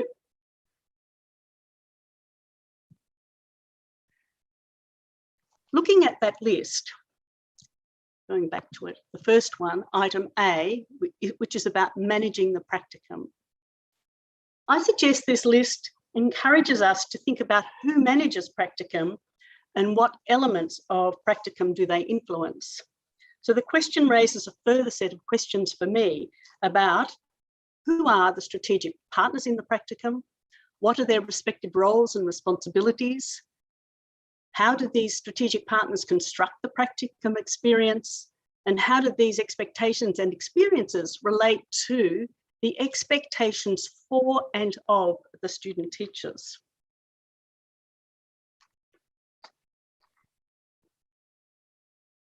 These questions together suggest a strong link between the management of practicum and what practicum experience is expected to achieve. So I'm suggesting here that management issues cannot be separated from the remainder of the items on that list. They all belong together. Management issues determine how strategic partners initiate placements, how they communicate about the practicum, and how stakeholders act to construct student-teacher learning. So in proposing this list, it's important that we understand it must all happen together and in an integrated way. So I want to talk to this list from my experience as a teacher educator. So over the past 14 to 15 years or so, much of my work has contributed to developing and researching practicum in teacher education. So starting off in the mid-2000s as Associate Dean for Teacher Education at the University of Melbourne, where I was located, I led a study of practicum across the state of Victoria. So there were 8 providers, and I studied the nature of the partnerships and the student-teacher learning in placements in Victoria. The study was conducted in 2007, 2008, and it was published under this title, Practicum Partnerships, Exploring Models of Practicum Organisation in Teacher Education for a Standards-Based Profession, and it was published in 2009. At the time of this study, the universities had established placement officers. It was part of our organisation, and schools all had a well-organised practicum coordinator in their school, somebody who was the conduit to connect with the school. We also had quite clear guidelines about what student learning should be. So course accreditation requirements and the delivery of practicum were conducted in accordance with the professional standards. These professional standards provided the framework for how we thought about learning and how we thought about what a student teacher was prepared to learn next. So I have one of these standards here. Currently, you'll see this is titled the Australian Professional Standards. So in 2007 and 2008, we had the Victorian standards. We now have a nationally agreed set of standards, and they're very similar to the original standards that were the Victorian ones. In Victoria, we had 37 national standards, state standards, and now we have 38 national standards. So they've been modified just a little bit. But I've got here for you just to look at standard number 1 under, which is about teachers know, the standard here is called Teachers Know the Students Who They Teach.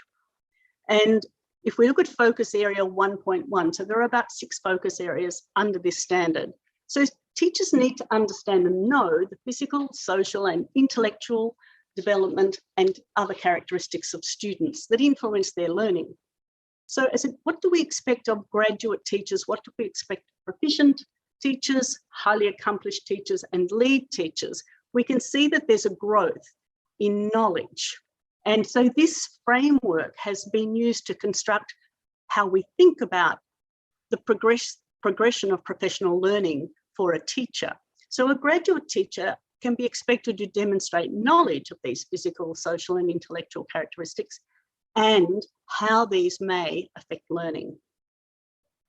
Once we get to an employed teacher who's been there for a couple of years, we expect them to understand how to use these teaching strategies effectively, use that knowledge to improve student learning. So we expect them to be able to show impact of what they do.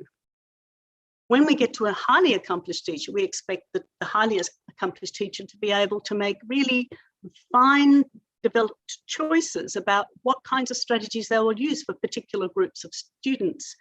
So the strategies they use need to match the development characteristics of the students. And then when we get to a lead teacher, then they need to be able to impart knowledge to other teachers about how to make choices about how to adapt learning to meet these needs of students. So at the time of the study in 2007 and 2008, we had a profile of learning that we understood to be like this. So now I've just told you we had well-managed placements. The universities knew what they were doing. Schools knew what they were doing. We had an agreed profile of learning across the state of Victoria. And so you would think it was very well set up to succeed. However, the study found that while placements were effectively organised by the university, there was an underlying problem of communication between the schools and the university. And this led to variable learning experiences for the student teachers. The communication issues resulted in a lack of consistency in learning expectations. In essence, student teachers were placed with a mentor teacher in the school, and I think you all know this model well, and that teacher then directed the student teacher what to teach and when in their classroom. So they were giving that student teacher something to do in their classroom that was going to help them become a teacher. But what didn't happen were the discussions about the professional standards and the implications for teaching. So that didn't inform the mentor teacher or the student teacher about what was happening in their learning in that placement at the time. So indeed, the student teachers were very frustrated about this, and they told us that they found the early stages of the placement absolutely overwhelming. And they also told us that their learning experience through the placement was not very well managed in terms of their learning. So they were well placed in the school, but their learning was not well constructed. So the student teachers found that support was not modified to help them become more independent or to encourage them to take more responsibility for their learning or for their teaching when they were ready. So going back to our list for this conference, we can see that these problems are very relevant to the items listed for attention for teacher educators in Indonesia. So with respect, I've coloured them. So I've coloured management. Yes, we've got that in place, coloured it orange. Things that I've coloured grey are sort of happening, but perhaps they could be better. And the things that are coloured black are not really happening at all. So if we look at these items, if we just take item C, preparation for student teachers for effective practicum, we can see that the student teachers reported their experience was variable. And in some cases, there was very little direct connection between what the students were learning at university and what they were required to do when they went on their placement. And similarly, if we go back to B, the student teachers, in terms of promoting their competencies, student teachers reported there was a lack of clarity about what competencies were to be learned and when or in what order they might be mastered. They found that there was too great a focus on teaching performance. So that's H, assessing the performance of the teacher. They found that they were not given opportunities to experience and learn the broader professional demands of teachers. So these issues affected all elements of the practicum. So if we look at E, for example, supervising student teachers for successful practicum, feedback to students was variable and dependent on the attention given to particular tasks by the mentor teacher. And F, bridging the gap between theory and practices to better meet classroom needs, Many student teachers found that cross-referencing to theory and practice was piecemeal at best. And this clearly impacted assessing performance of student teachers, as there was a lack of clarity about what aspects of teaching were being assessed when a student teacher was actually teaching. And there were inconsistencies in what was being assessed in regard to items I and J. And while there was consensus that the practicum was not as rigorous as it might be, item K, evaluating practicum, presented a conundrum. The stakeholders engaged in the practicum attended to the organisational features.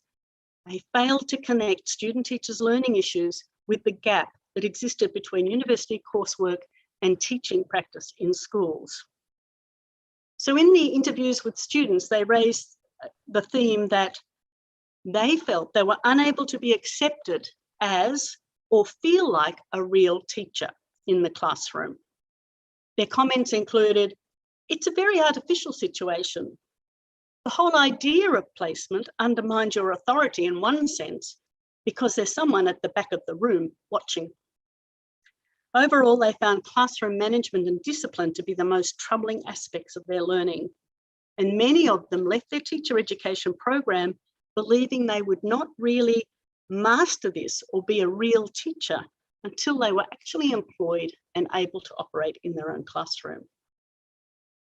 So these points illustrate how placements are constructed by the university and school systems and how that determines the quality of learning for a student teacher when they're in practicum.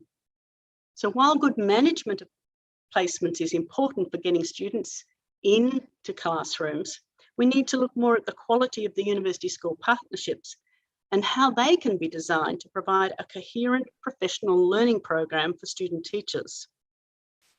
Two conclusions from a national report on teacher education by the Australian Teacher Education Ministerial Advisory Group, which in Australia we affectionately call TBAG because the initials make TMAG, were that insufficient integration of teacher education providers and there was insufficient integration of teacher education providers with schools and systems. They concluded providers, school systems and schools are not effectively working together in the development of new teachers. So this was in 2014. And this is particularly evident in the professional experience component of initial teacher education, which is critical for the translation of theory into practice. So their second recommendation was that there was inadequate, or the second finding was that there was inadequate application of the standards. So while we had those standards that showed us what we expected good teachers to learn and know, initial teacher education providers are not rigorously or consistently assessing the classroom readiness of their pre-service teachers against the professional standards. So Australian universities have been prompted through these reports to work toward developing placement models that enable university academics and school teachers to work more closely together to design and deliver placements. So while I was at Melbourne, we developed a model that encouraged university academics and school teachers to come together to co-construct placement learning. And before we did this, we examined the research literature on what critical features of initial teacher education needed to be addressed to ensure the best preparation of student teachers for employment. And we were particularly impressed by Teachers for a New Era approach, which was supported by the Carnegie Foundation in the US. And the Teachers for the New Era project was that practicum should be regarded as a clinical placement along the line of medical placements. So if we talk a bit about this clinical placement model, when we were at Melbourne, we embarked on a program that was designed to redefine initial teacher preparation using this clinical approach for the delivery of our Master of Teaching. So our work commenced with restructuring our school partnership program. So what we did, we sought out schools who wanted to work with the university to promote a clinical approach to teaching. And this meant these schools had to be willing to use evidence to track and design student learning. And that would become central to the teacher education program. So we then set about making changes to the curriculum and the pedagogy and the assessment procedures to be consistent with this clinical approach, we actually developed a clinical exam where students had to talk about what they did in their schools. So this model was university-led, but it was designed also to influence the activities of schools. So we invited schools who were willing to explore this with us. And initially we started with about 50 schools who were willing to share this model and develop it with us. So in the model,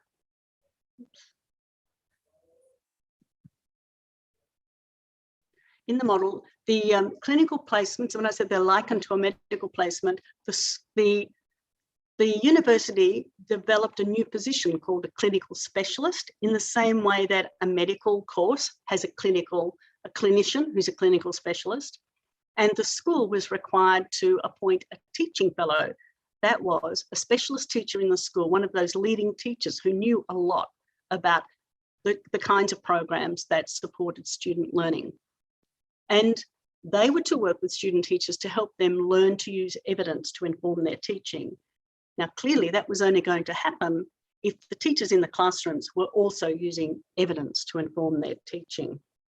So the clinical specialist and the teaching fellow worked closely together with each other and with the mentor teachers. So we placed 25 student teachers in a school, each with a mentor teacher, and the clinical specialist and the teaching fellow held regular seminars in the schools for the student teachers and other teachers who wanted to join.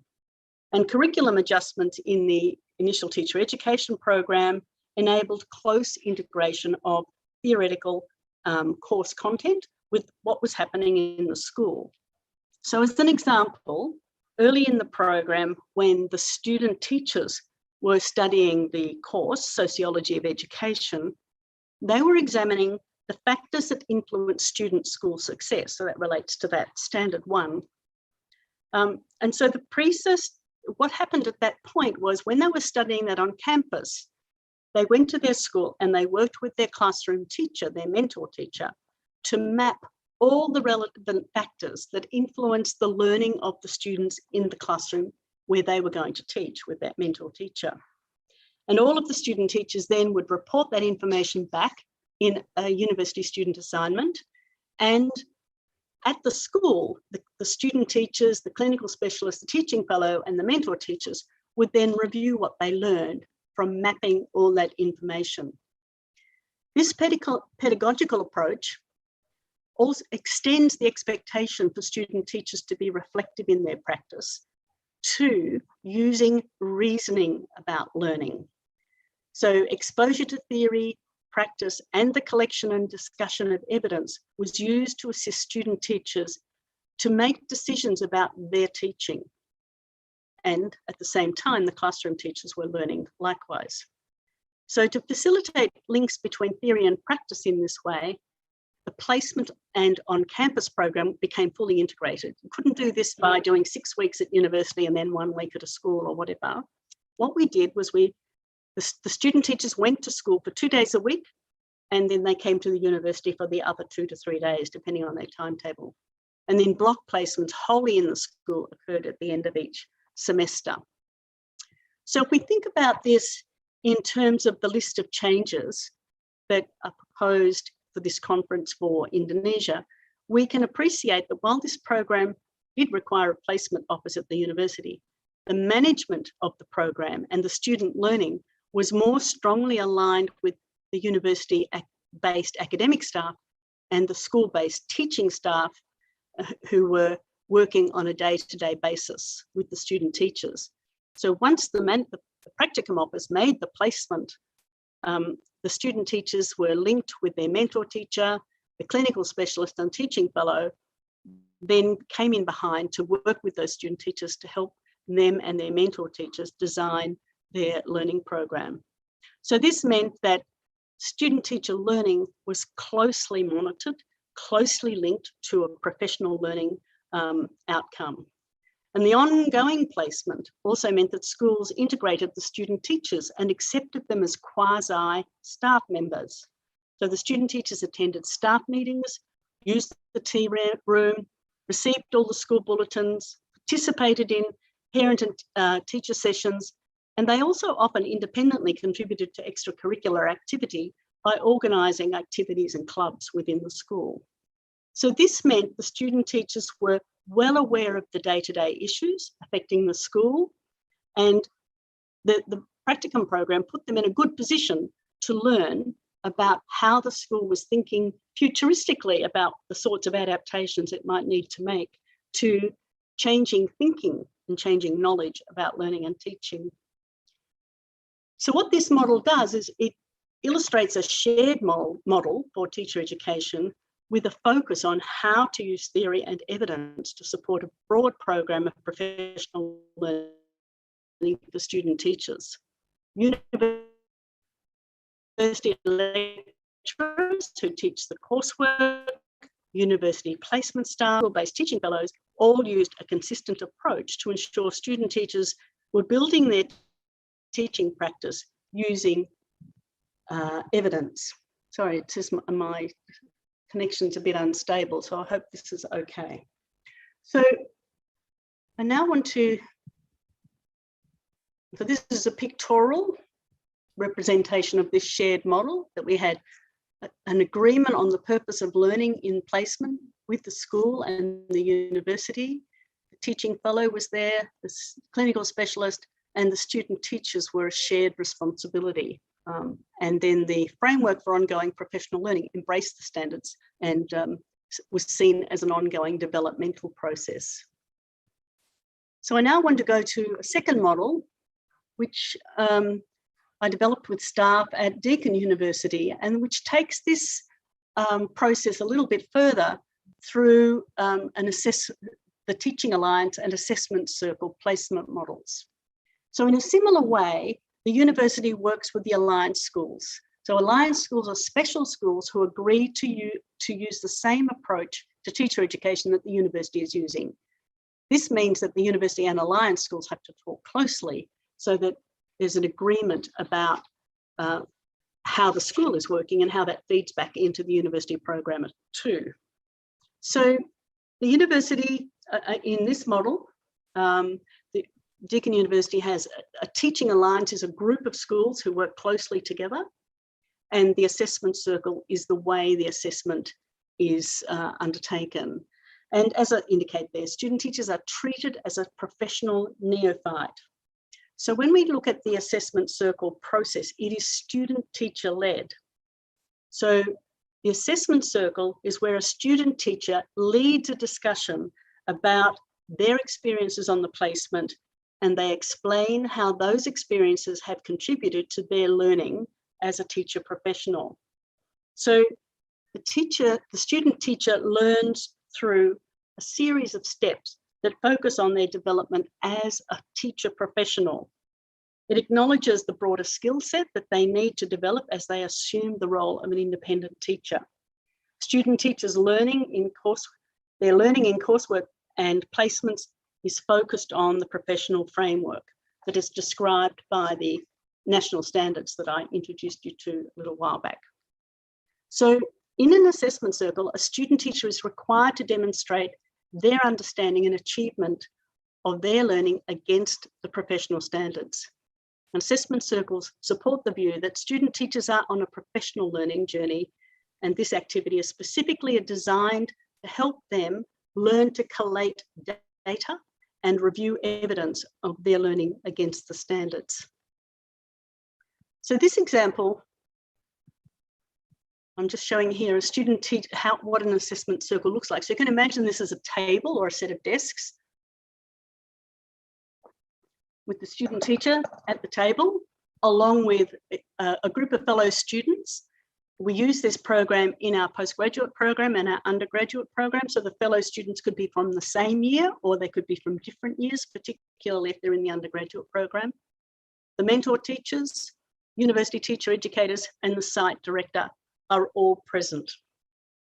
So each student teacher presents an analysis of their teaching and practice and how they have progressed. So as they undertake several assessment circles through their Practicum program, they become the requirements for them become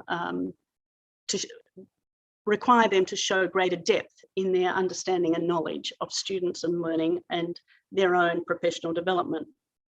So this kind of program, like the clinical program, requires close relationships between the university and partner schools. And so Deakin has developed an alliance of schools who work together, and we have urban and rural school networks, and a group of alliance schools creates a larger teaching academy. So we're trying to give a stronger focus on student-teacher learning, but also the importance of the practicum in terms of the practice-led work that happens in schools. So the program has been adapted to work online with students who are undertaking distant placements. So we've got students out in rural placements, actually even quite remote placements, who are undertaking their program with their mentor teacher and site director, and with online support from their university educators. The program has continued through the pandemic, with student teachers working alongside teachers to deliver digital learning to students who have been unable to attend school due to lockdown. So there was it was a continuum for those student teachers, because they had been working with those mentor teachers so closely, and because they had been working so closely with the school, that they were getting all the information from the school and the teachers about the change to digital learning and remote learning. And so the student teachers just fell into line and supported that. Interestingly, when we come out of lockdown, those student teachers then become special tutors within the school to help pick up the learning of the students who have fallen behind while they've been in the lockdown situation. So this program of the Alliance schools has actually now received strong support, or since 2014 actually, has received strong support from the Victorian government. So the Department of Education in Victoria has a coordinator who currently supports 10 teaching academies that are associated with 6 participating universities in what has become the Teaching Academies Partnership Program, called the TAPS. So collectively, all the TAPS focus on bridging theory and practice for teacher candidates, and also they align teacher education with teacher professional development. In this way, learning to teach is regarded as an ongoing process that changes as the needs of schools change, as shown in that example that I just gave you about the pandemic. So, to finish up, what can we learn from this? So, in reflecting back on that list, and I'm not going to put it up again, but if we think about management, we can see that both of these examples, the clinical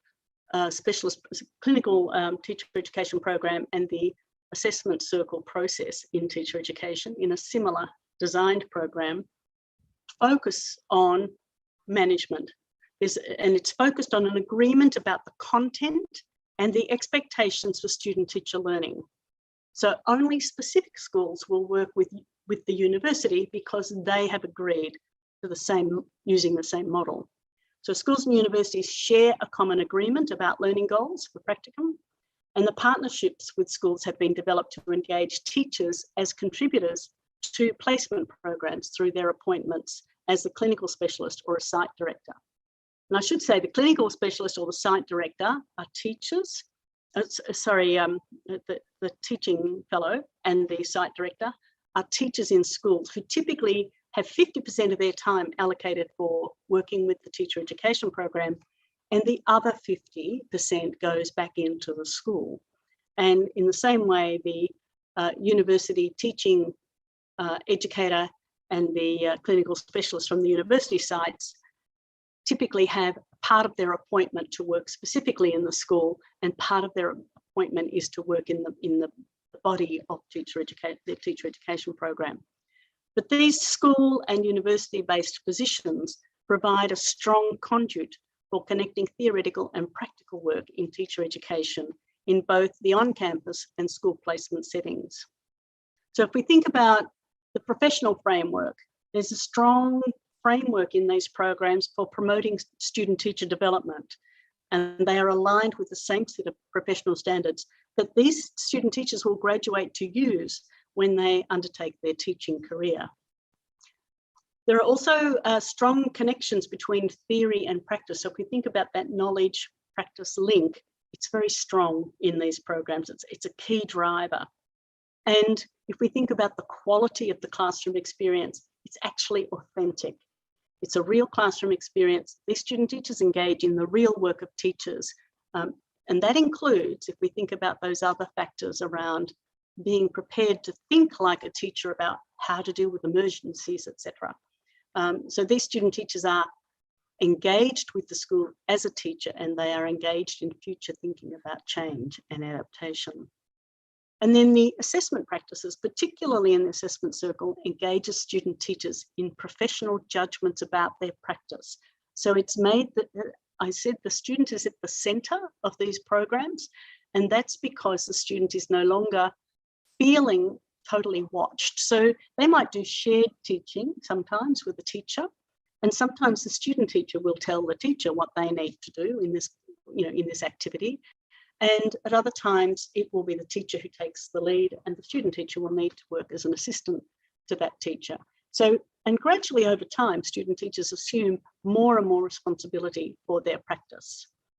And because it's based around a shared agreement, we go to that item K on that list, evaluation is shared by schools, universities, pre-service teachers, and in Victoria by the government, because the government TAPS program, it's the government that surveys and gets feedback from the student teachers about the quality of placement.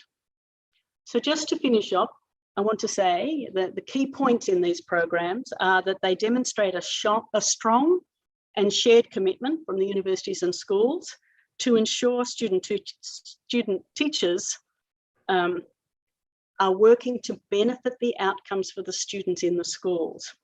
So if we think about the student-teacher placement, often the student-teacher placement in the school takes time from the teacher away from the classroom.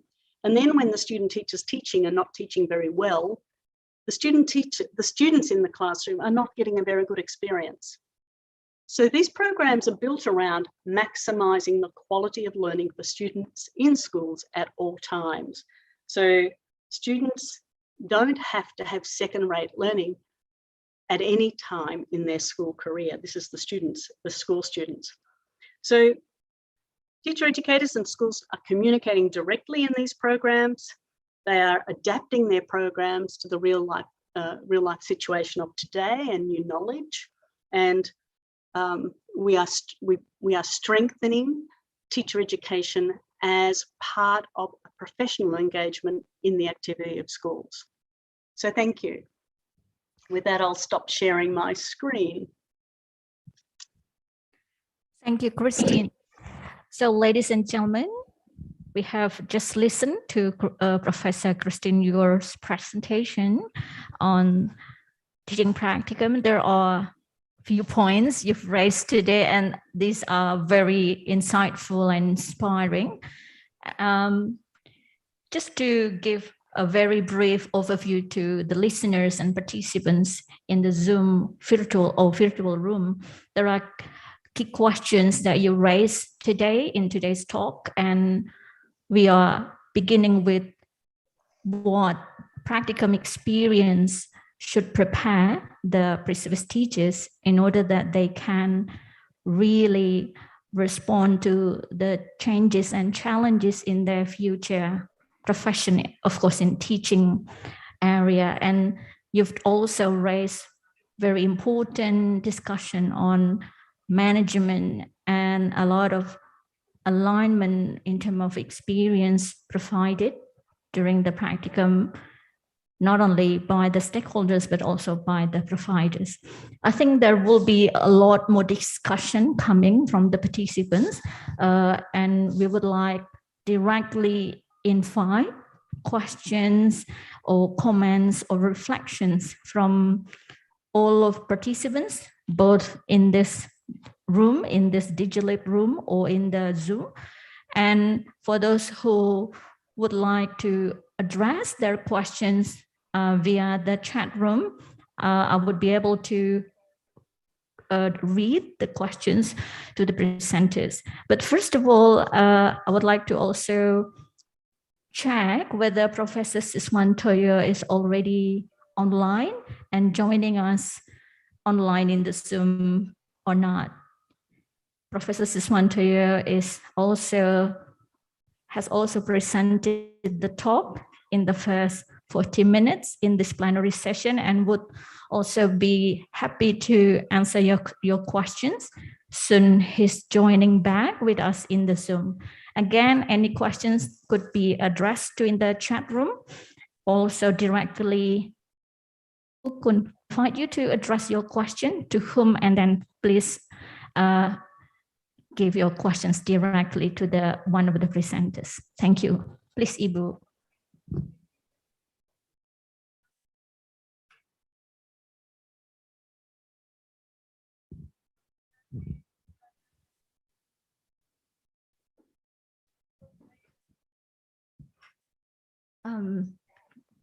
Can the committee help with unmuting Ibu Kun's microphone?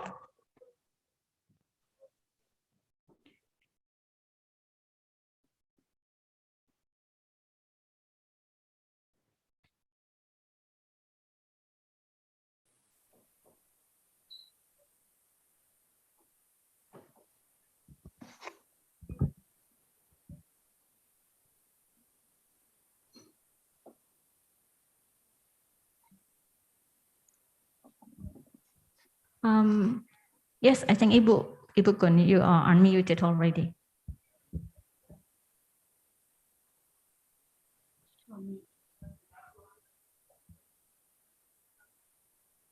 Sorry, I can't hear. You can't hear it? Ibu Kun, No. would you please wait for a moment? Can we unmute Ibu Kun's microphone, dear committee?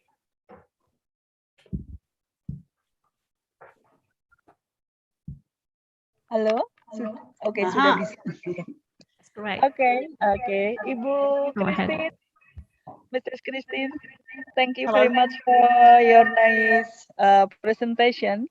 I'm a lecturer of music education from Yogyakarta State University. In pandemic COVID,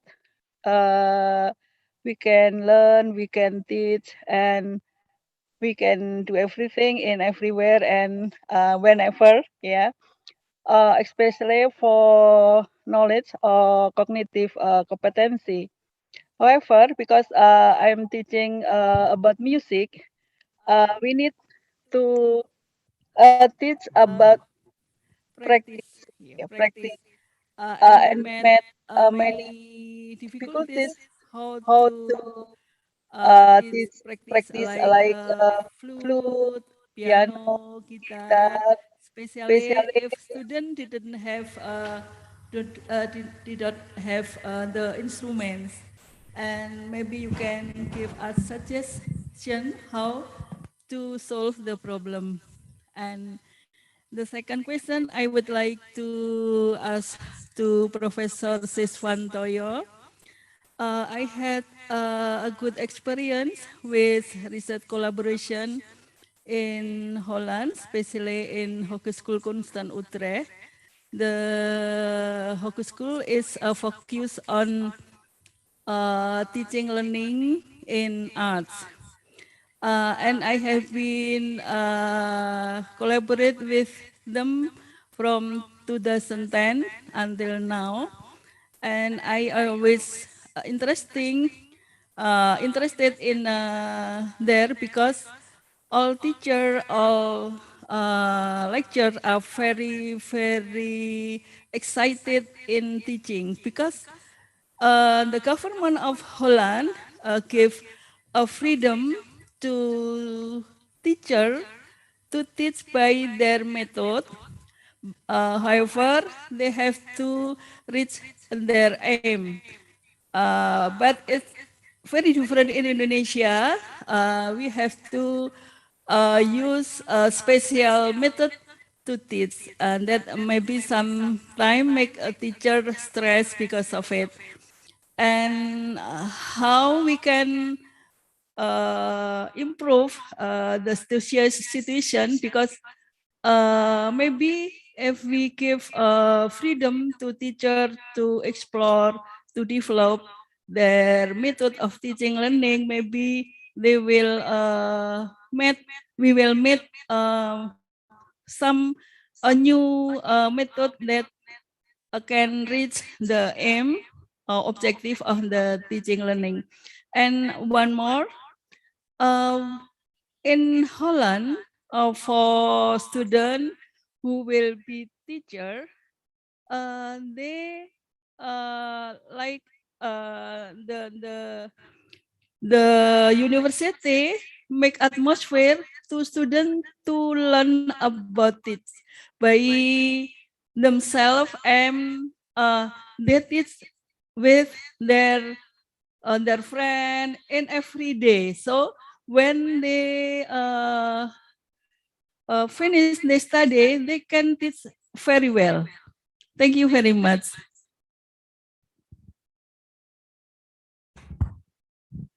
Hi, Christine. You are, I think, all right. Yeah. Now you are. So will I take the first bit on music education?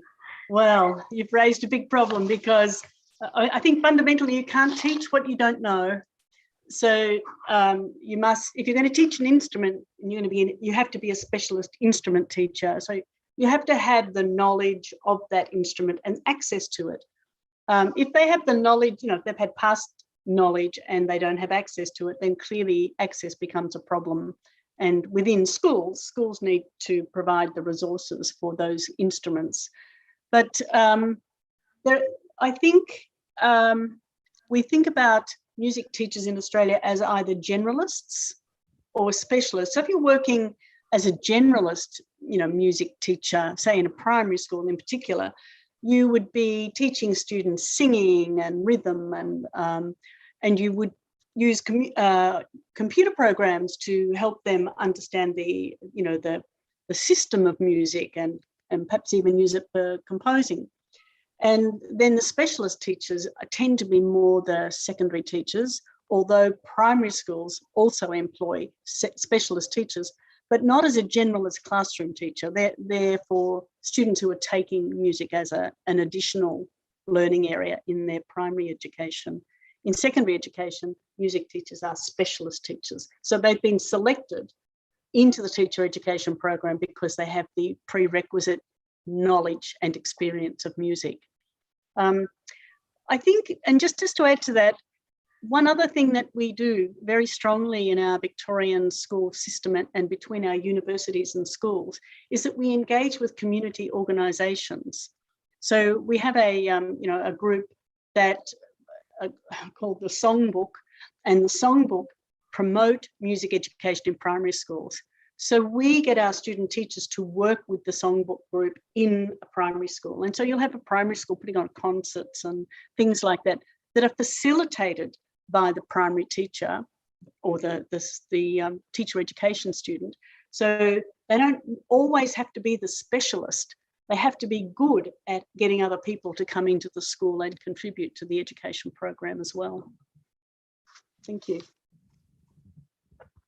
Thank you, Christine. I think, Ibu Kun, your other question is addressed to Prof. Siswantoyo about your experience with Holland universities. I'm not sure whether Prof. Siswantoyo is already with us in the Zoom. Or maybe we can, first of all, continue with the next questions while we're waiting for Prof. Siswantoyo to show up and address or answer your questions, Ibu Kun. While we're moving to Bapak Rifi Antoni, who has raised his hand, I would like, first of all, to read to you, Christine, one very interesting question on the chat room. It's coming from Ibu Siti Nuraini from UNJ, I think it's Universitas Negeri Jakarta. She's asking about your experience in managing practicum for special needs students, whether you have a certain or particular arrangement and how you are making sure that the practicum experience could be as authentic as possible, as well as preparing them to do what they are expected to do after the practicum. Thank you. Unmute. Would you please, the committee to unmute? Can you unmute yourself, Christian? No, you cannot. It's just a moment. I'm not in. I'm unmuted now. Great. That little white person with a dot comes up. Special needs education. In Australia, we approach special needs education in two ways. So within the general teacher education program, we expect students to be able to, our student teachers and our teachers, to be able to deal with a very broad range of capabilities.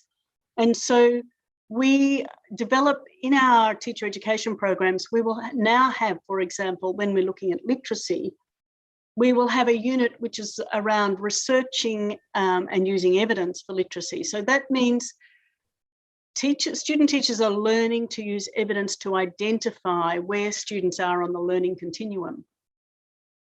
And so they are working alongside classroom teachers to learn how to adjust learning to the student needs. And that's an important part of our professional standards, that diversity is recognised and catered for, whether it's literacy, whether it's maths, in physical education, whatever.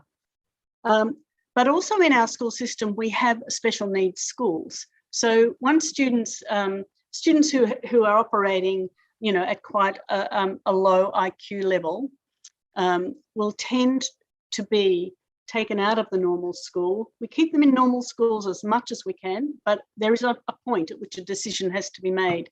Is this the best thing for this student and the school or not? And so we have special schools that operate actually quite similar programs to normal primary schools, but at an adjusted level of learning. And so we make student placements there too. But specialist teachers in Australia are at a second level. So they're more accomplished teachers. So student teachers learn to do the general diverse education needs. If you want to become a specialist teacher, you do a postgraduate course in special education, and then you do special placements. But be that as it may, we can still make placements for our undergraduate students who are, and in our first level courses, we can still make placements in special schools if they have a strong desire to look at that part of education as well. So I hope I've answered that question. Well, I think so, Christians. Just maybe to provide the context, because I think Ibu Nuraini is also referring to the students who are doing teacher education, but they are having special needs, like in an example that we have in our faculty, somebody with low sight doing teacher education training right now in our university and is going to participate in teaching practicum very soon, and how management is needed to provide similar or authentic practicum experience. This is possible for this group of students. That is a very difficult task because to be able to show that you can meet the professional standards for teachers, being able to monitor and manage a classroom and engage students in learning is directly required of the teacher, that is the student teacher. So that's not to say we don't have students who have special needs, so with hearing needs in particular, but we don't have many, to be honest with you, because the selection into teacher education is very competitive and they tend not to get in. But if they do, we do adjusted placements. So whatever support they have in their normal learning profile, they had support to take notes when they were at school. They had, support to, they might have adapted computers to be able to, for the computer to speak rather than them having to read. In fact, we have a teacher educator member of staff who is legally blind and has fully adapted equipment and is teaching our student teachers. So it's not that it doesn't happen, but it's not as common as all of that. It's an infrequent event, but we do cater, but they still have to show their capacity to meet the standards. Likewise, Christine, it's been quite challenging. But let's first move on to the next questions. We have Bapak Rifi Antoni waiting for addressing his questions directly to you. Bapak Rifi Antoni, are you able to unmute yourself? Would you please go ahead and address your questions? Oh, I need to repeatedly ask the committee to unmute. Just a moment. Ibu Nuni, would you please help with the committee unmuting Bapak Rifi's microphone? Okay. Go Yes. ahead, Bapak. Yeah, thank you, moderator. Prof, thank you for your sharing information about Practicum. I need your suggestion, maybe based on your experiences in doing the Practicum in your university. Let me inform you that I find that my student at my university who join teachers training program, not all of them are going to be teachers.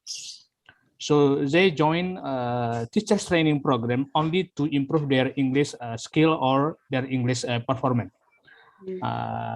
In the reality, at our university, students who join teachers training program, they should go for Practicum because the teaching Practicum is an obligation course. Because at the first time they join the teachers training program, they do not want to be a teacher. So I find that they get difficulties in practicing teaching activities in the school as well, private or state school.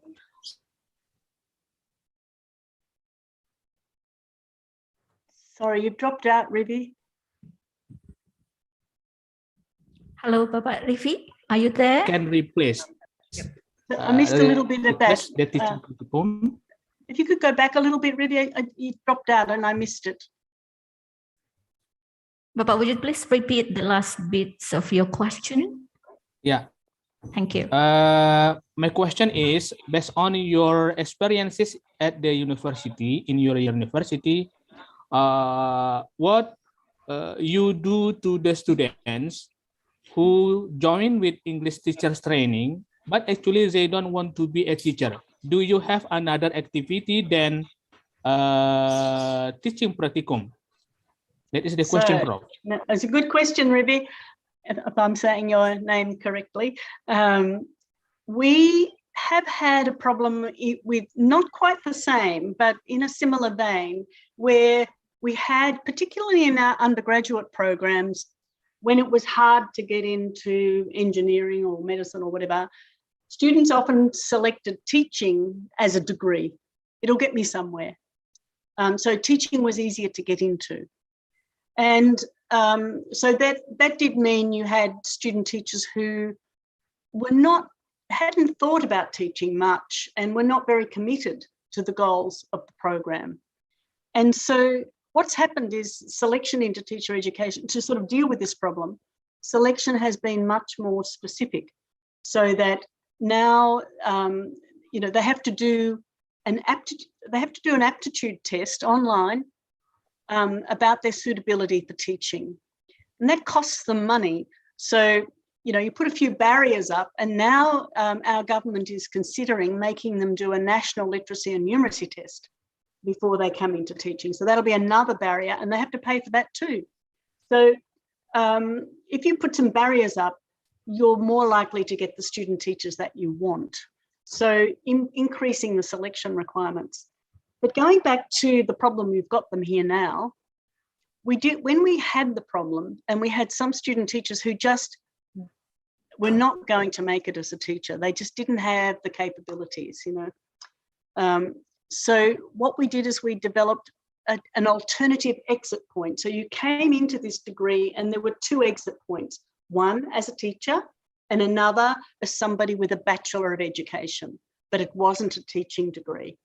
And so, you know, clearly I think it's important for these student teachers to get these people, who may not want to be teachers, to get a good English language training, which is what teaching does. You know, you've got to communicate all the time, you've got to read, write, etc. So if you could have them in the same group for a period of time, but then offer them alternative routes. So the teaching route is here. And some of our degrees do that in other universities. So if you're looking at a 4-year undergraduate degree, the first year will be common. And then they select whether they're going to arts or to teaching. So it is a problem, and I do think it can be managed better. So we are getting much stronger teacher candidates now that we have been much more selective about who comes in. Now, was there something else? Thank you, Christine. I hope that answered your questions, Bapak Rifi. All right. Ladies and gentlemen, I think we have a couple of questions, but I would like also to highlight here a comment from the participants. Bapak Priyadi Surya, maybe Bapak Priyadi, would you like to direct your comment or reflection to the other participants? All right. All right. So Christine's is a discussion. There's a discussion in the chat room that this type of future students who are not very motivated to be a teacher is quite a common problem in our university as well. So it's rather an issue with the future teacher recruitment, as you have mentioned before. While we're waiting for Prof. Siswantoyo to join us back, I would like to read a question from Ibu Eni Puji Astuti. I have to apologize because Ibu Eni hasn't mentioned where she's from. But her question relates to, you know, the quality of placement course that doesn't meet the expectations of the pre-service teachers. What are the problems and how or what, you know, we can do to overcome this, you know, unmet expectations? Would you please address this? Okay. So over the years, we've done many things because we have come across many placements that don't suit our teachers. So, you know, a student teacher who just, a mentor teacher who has someone in the classroom and who just expects them to perform. And some mentor teachers say, these are my lessons, here you are, you teach those, you know, so that they do all the prepared, because they don't want their student work to be interrupted. So these are not good examples or experiences for our student teachers. I actually had one placement once when I phoned the school to find out why a student teacher had been placed with such a negligent teacher. The principal told me that it was the only way they could get information about what went on in that classroom. And I was very cross. I said, you do not treat our student teachers as an investigator of what's happening in your school. So these things have happened over the years, but the sorts of things that I think really do make a difference is when we first developed the clinical Master of Teaching, we brought the mentor teachers in and into the university, and you know, we gave them a lovely afternoon tea and all of that, but we invited them in to come and talk about assessing student teachers in the placement. And we got them to work in teams to discuss a case. And in fact, it was the case they were working with now, the student teacher who they were working with now. And we got them to talk. So we had a marking scheme that was based around the standards. And so they were given this out in schools, they were expected to use it. So we got them to talk about their student teacher who was in their classroom at the moment against these standards, and then talk about how they would assess them. Would they pass them or not? And if they pass them, would they give them a high pass or a really high pass, you know, a high distinction? And it was the first time mentor teachers had an opportunity to sit down and talk about what they were assessing.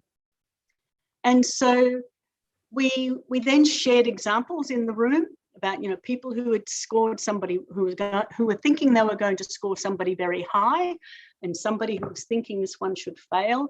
And we would talk about it in a big forum. I'm talking about, you know, 120 mentor teachers or more.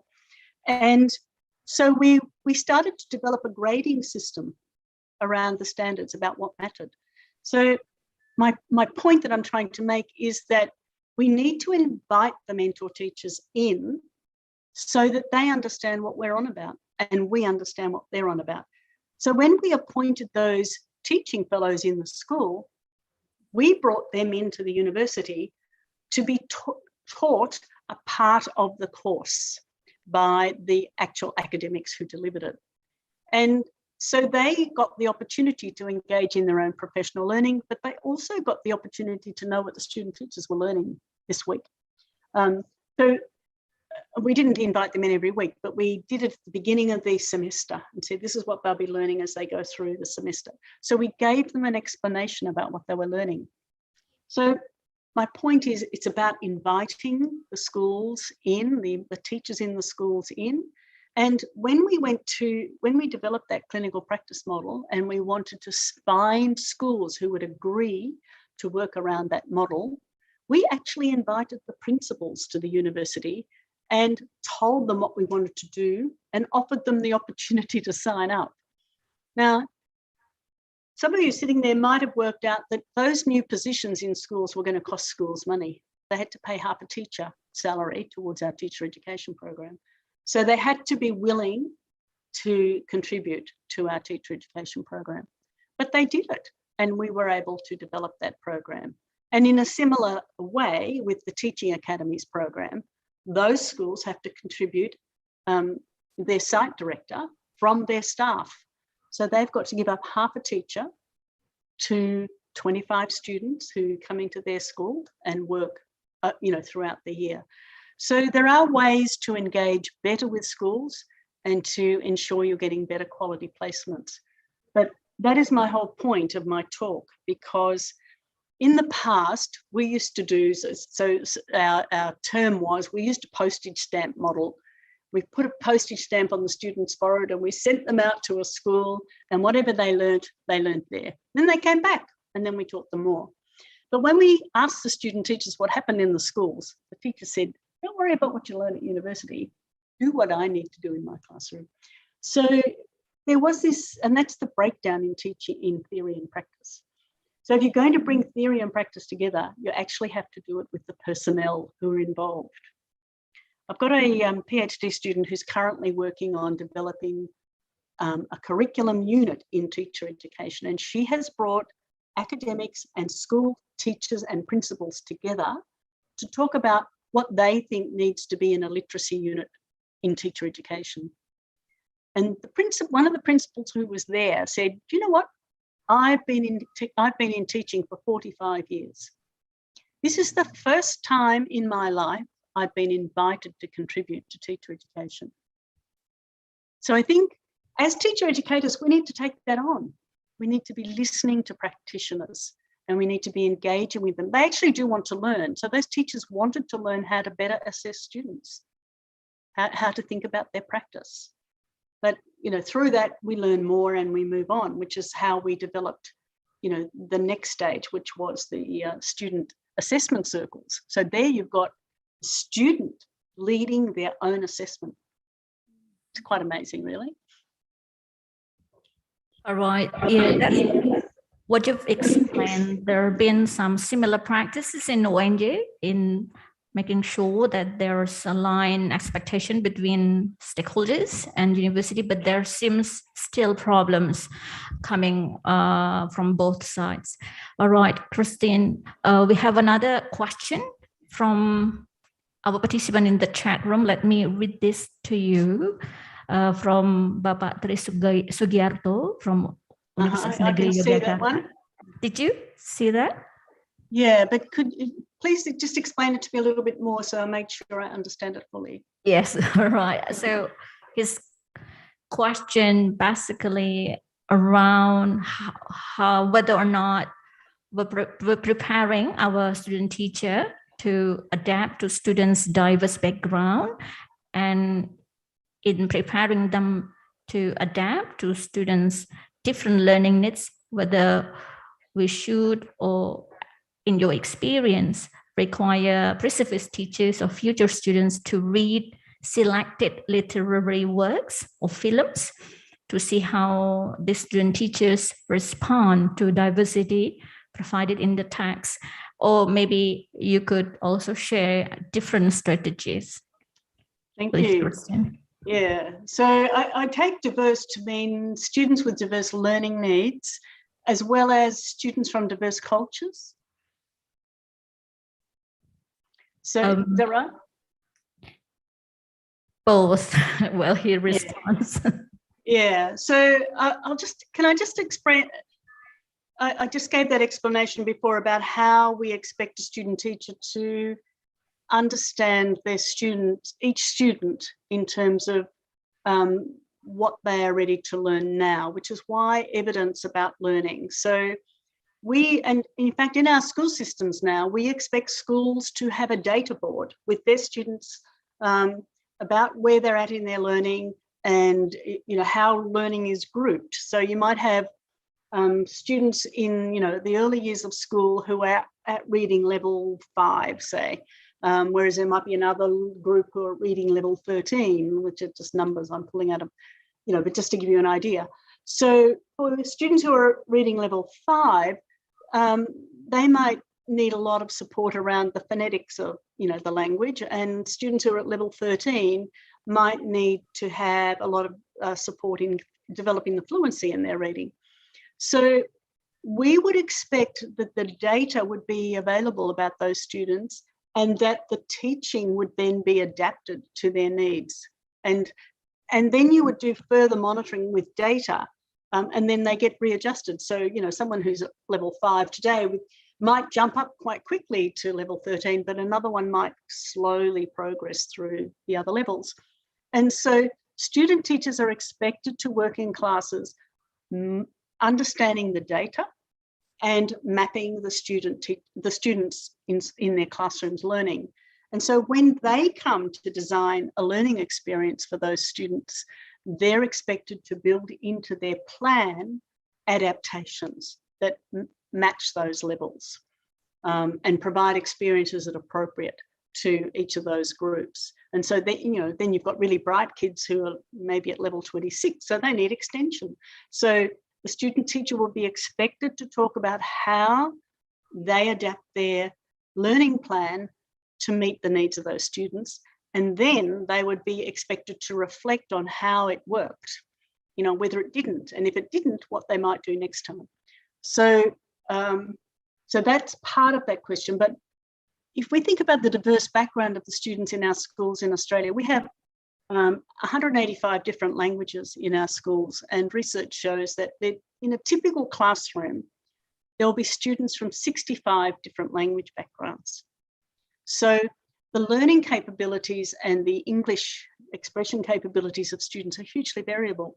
And so again, we expect student teachers to map that with the teacher in the classroom and to be able to adapt learning to that group of students. So we have moved a long way. So if I go back to that study I did in 2007, 2008, there was a student teacher who told me that he really didn't understand why a couple of kids in the classroom didn't respond to him when he was teaching. And it wasn't until he had been in the placement for 3 weeks that he suddenly understood they didn't speak English. So the importance of mapping the capabilities of the students in your classroom before you start teaching is just fundamental to good teaching and learning. And so that's what we do.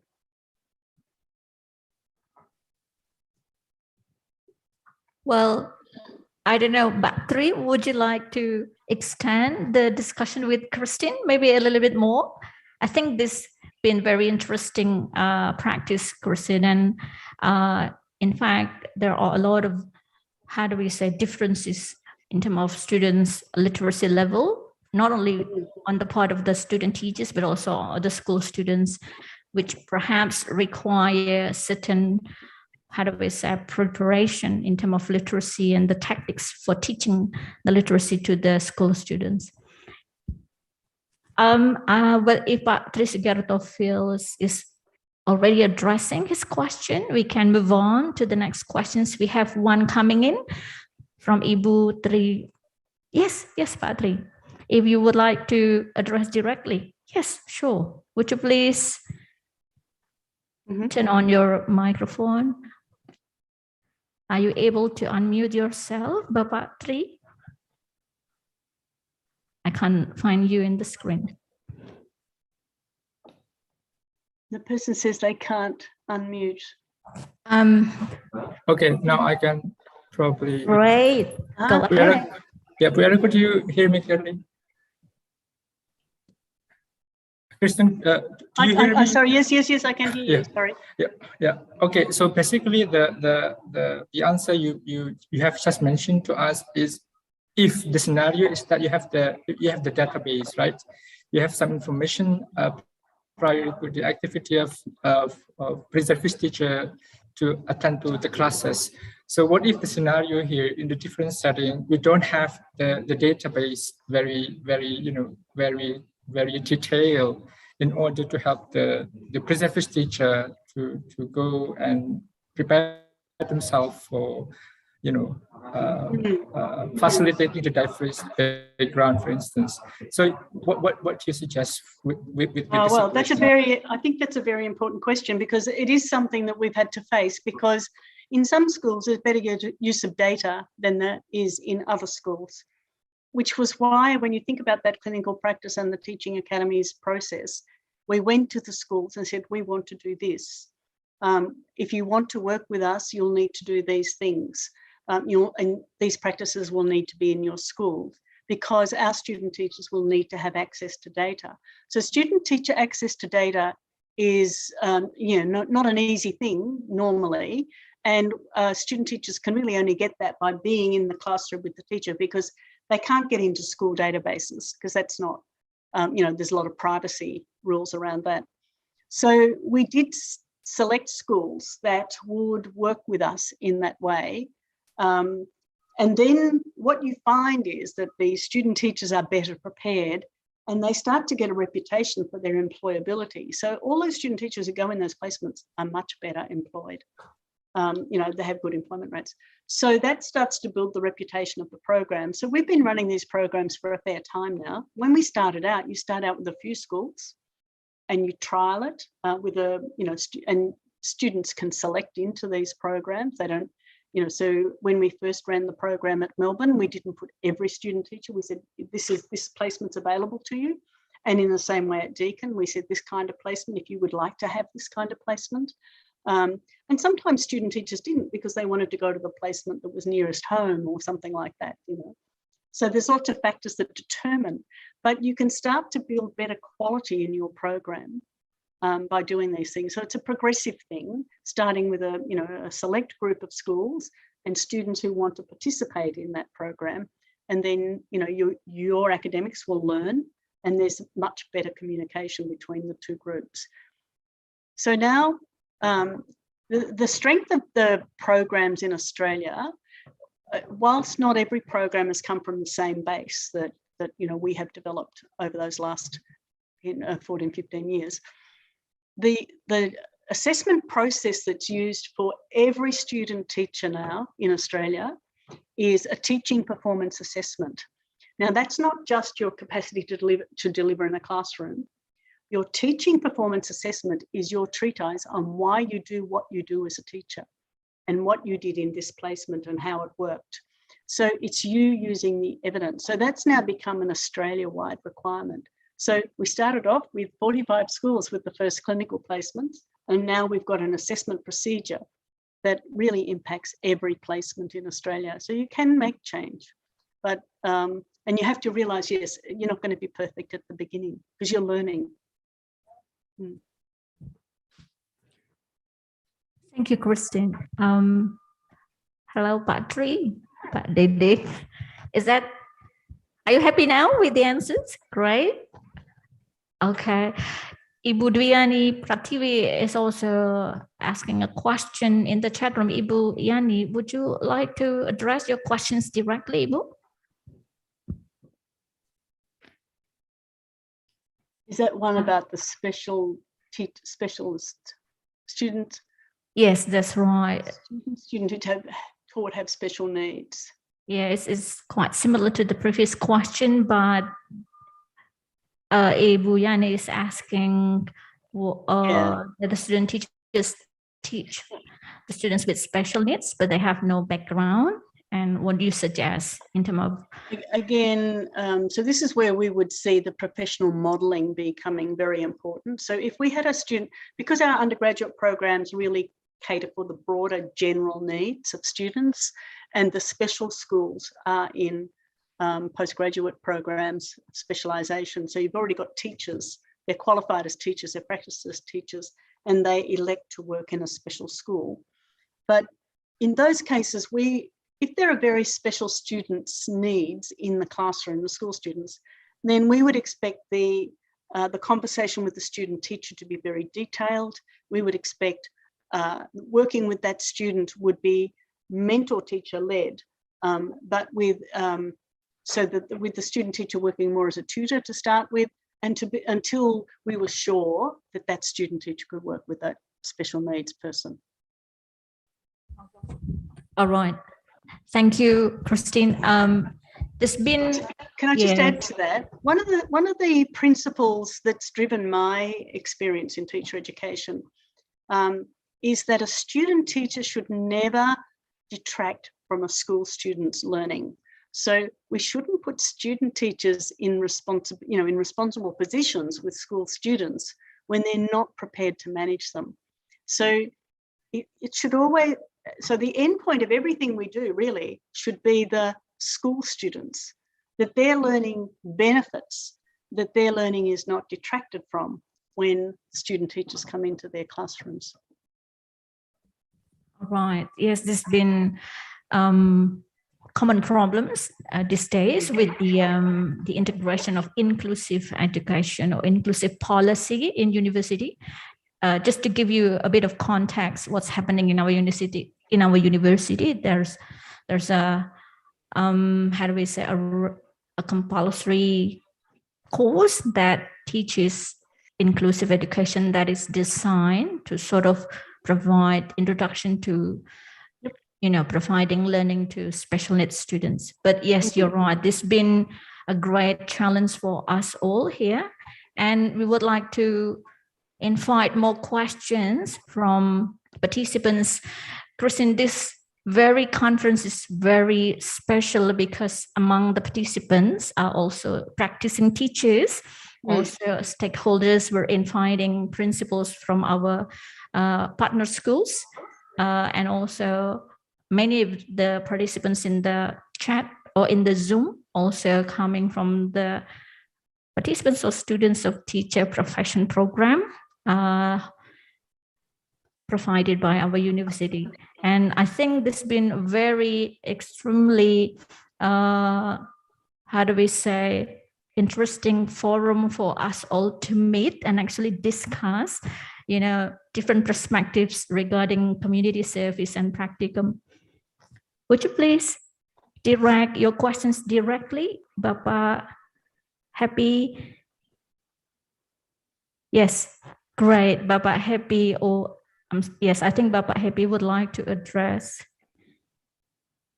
Ibu, excuse me, apology for.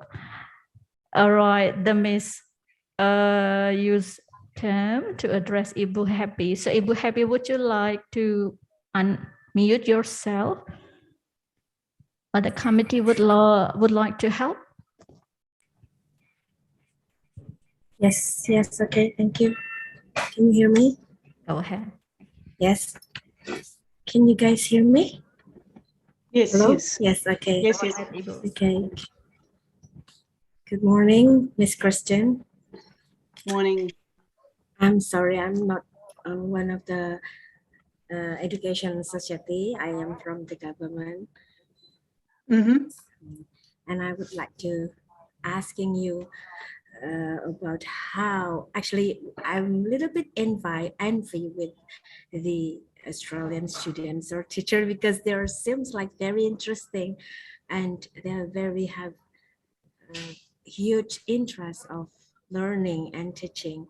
And how can you just tell me how the Australian government, especially the parliament or the authorities, to improve and empowering the interests of this society or educational society, the students or the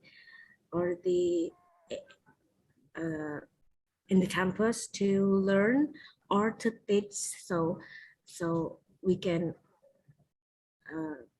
promote that kind of program. So it could be more empowering. So that's a really complex question, but thank you. And it's something we have struggled with over many years again. And so if you think about government makes the rules and the regulations around funding for teacher education, around this, the learning standards. So those professional standards that I pointed out, administered now through the Australian Institute of Teaching and School Leadership. And so each state and territory in Australia has an institute that is responsible for applying those standards to course accreditation. And then that means that the education providers, like we at the university, when we develop, when I say a course, I talk the whole course. I think in Indonesia, a course is what we call a unit or a subject. But when we get a teacher education program accredited, we have to explain where and how a student teacher is going to learn each one of those standards. So we have to account to government. So government does set the standard. And when these things first developed, we had very understanding people in the bureaucracy who brought teacher educators in to say, this is what we think the standards would look like. What do you think? And so we engaged in a conversation about it. Sometimes government does things that you feel very unsure about. So, for example, the government is has been very interested in improving the quality of teachers coming. So based on all the knowledge that comes from Finland, where all of the teachers have a master's of education, and not everybody, only a small percentage, about 30% of people who apply get into the course. So they have high selection, pro-selection for high quality potential teacher candidates.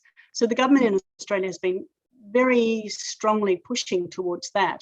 And so they've gradually raised the standards for selection into teacher education. So we now have to do the personal characteristic study, whether or not they're suited, teacher suitability test. And then very soon we'll probably have to do it's just being discussed now, the National Literacy and Numeracy Test. So how does teacher education engage with that? Well, initially you say, oh, we don't want that because we're not going to have so many students, we don't get so much money, we can't keep our staff.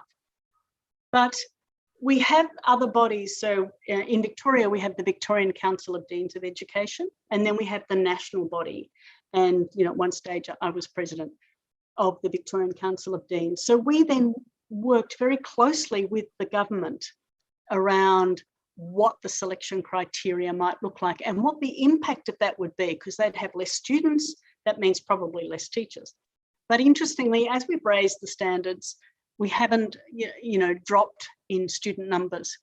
And also because we've worked with government, the government has begun to work with us to enable new programs. So at Deakin University this year, we have 3 programs where the state government is helping to fund distant learning for early childhood educators, primary teacher teachers, primary teachers, and also vocational educational teachers.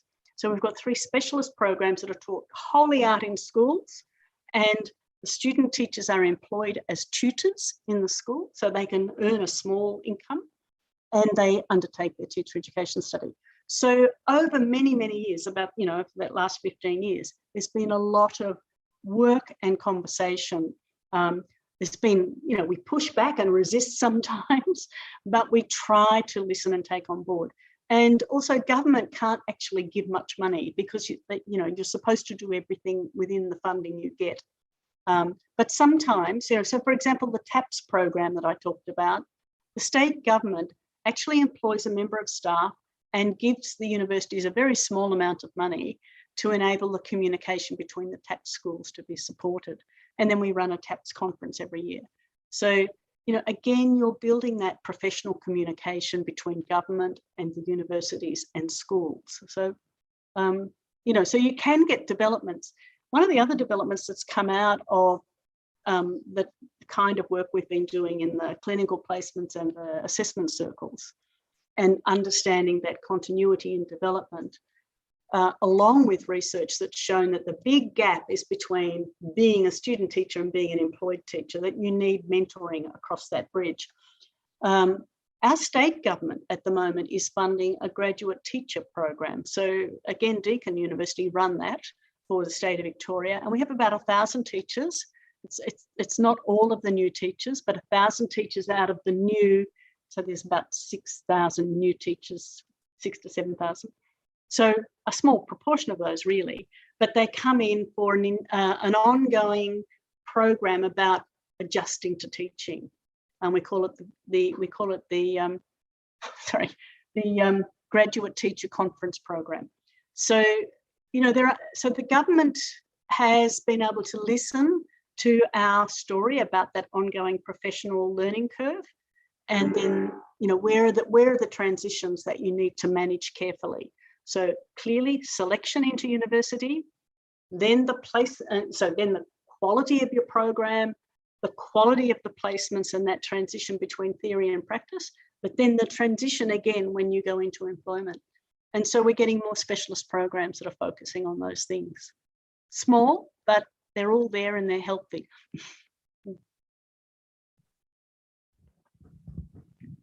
I'm afraid, Ibu Happy, you cannot unmute yourself. No worries. Do you still have further questions, Ibu Happy? That's fine. That's good. Great. All right, Christine, there will be, I think, one last question, but before, Ibu Siti Nuraini Purnamawati from UNJ would like to address the questions directly to you. Ibu Nuraini, the committee, would you please help unmute Ibu Nuraini? Yes, thank you. Yes, go ahead. Hello. Hi, nice to meet you. Yeah, here is a very important date, I think, because of we can share. My question is continue with the previous question.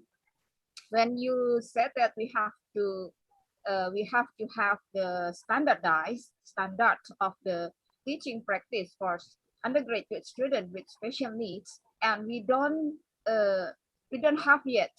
I think UNJ hasn't have yet about that. So my question is, have you got, I mean, the suggestion that about the standard for undergraduate students to practice in teaching in school, whatever, special school or inclusive education?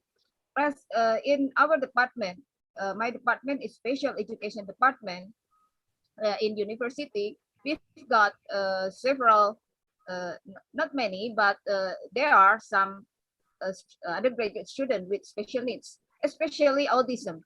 Yeah, we got 2 autism undergraduate students, and last semester they have done the practical teaching.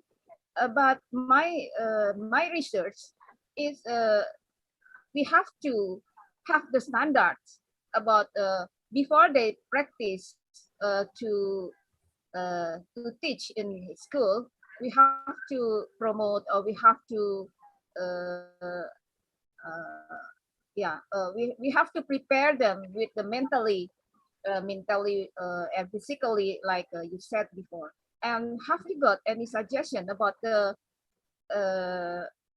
standardized, or maybe in university? So I think my university, and maybe also UNJ, because of they've got also the special department, a special education department and also some friends there as a lecturer. So we have, we can do together between or among the university which have the special education department. Thank you, Professor. Thank you. I think I understand this question. So in our universities in Australia, we certainly have a lot of pressure for us to allow access to all learners. So, we don't discriminate against disability in coming into university. But at the same time, when a student teacher is teaching, what adjustments do they need? So when you think about an autistic person, just the example you've said then, some autistic people actually can function in classrooms and some can't, even with assistance. So those people are not going to become teachers, and that's why you need an alternative exit point. And they need to be directed into another area of study, whether it's an arts degree or a BEd that's not a teaching degree. But where they are able to meet the standards with reasonable, adjustments and assistance, then they should be able to graduate from their degree. I just want to, an example came to mind while you were raising that question. Once when I was on a exchange in England, and I did a study in some schools in England and Scotland and Ireland, and when I was in Scotland, I was just in the hotel where you are at night, and I was watching television, and I watched their teacher awards for the year. They actually televised them, and we actually don't do that in Australia, but that would be a nice thing to do. But when they awarded the graduate teacher of the year, it was acknowledged that that teacher was autistic. But that teacher was an excellent teacher working with 15-year-olds who were showing poor school engagement. And he was able to construct learning experiences. So for example, the one that I saw on the television was he set up a travel agency, and the student teachers had to operate, the students in the classroom had to operate like they were running a travel agency. And the communication skills, the technological skills and the organizational skills that these students learned were considered excellent vocational education. So, and I did stop and think, would that teacher pass in Australia? I don't know. But these things are, there are always very borderline assessments, but if they clearly cannot manage the classroom within a reasonable adjustment, then they can't be responsible for a classroom. Ibu Nuraini, do you think that addresses your questions? Thank you, Prof. All right. All right, person. So there seems to be slight difference in terms of teacher recruitment, as you are explaining to us just now, and what we meant by being selected in recruiting teachers may not be including the, in terms of cognitive capability of being a teacher. So I think that's been a very interesting and inspiring discussion for us all here, as we are, in terms of university, providing similar access to students with disability or special needs, doing teacher education as well, or aspiring to be a teacher. While this may not be something common we find in our university, but as Ibu Nuraini has explained, has also been quite recently increasing in terms of phenomenon. All right, Christine, there will be few more questions before we address questions from Ibu Martini. There is actually a questions coming before from Ibu.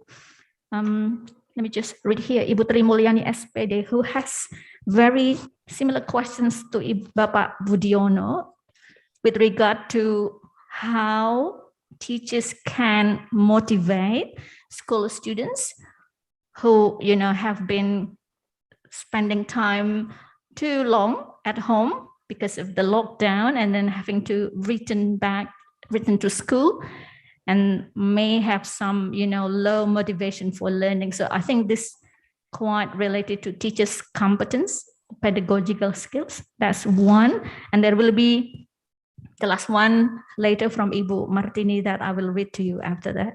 Would you please address the question first?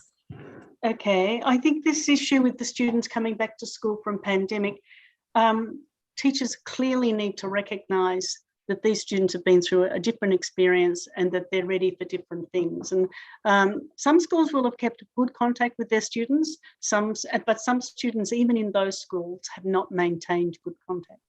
So when they come back into school, we have to acknowledge they've missed out on learning and they've missed out on social experiences. And so again, we need to look at that group of students. We need to just take a bit of time to see how they're going, see how they settle in, see how they're relating to their friendship groups and all of those things before we can just assume that we can get back to our teaching program. Our teaching program might always need to be slightly adjusted because some of these differences.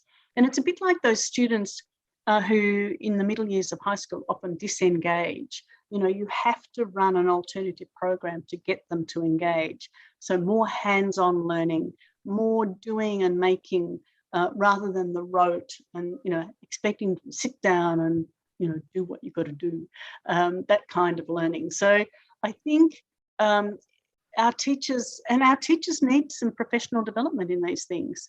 So I'm not quite sure what your government is doing, but a conversation with government would be opportune. Here in Victoria, the students, the government has provided tutors to schools to help work more one-on-one with the students who are coming back from COVID.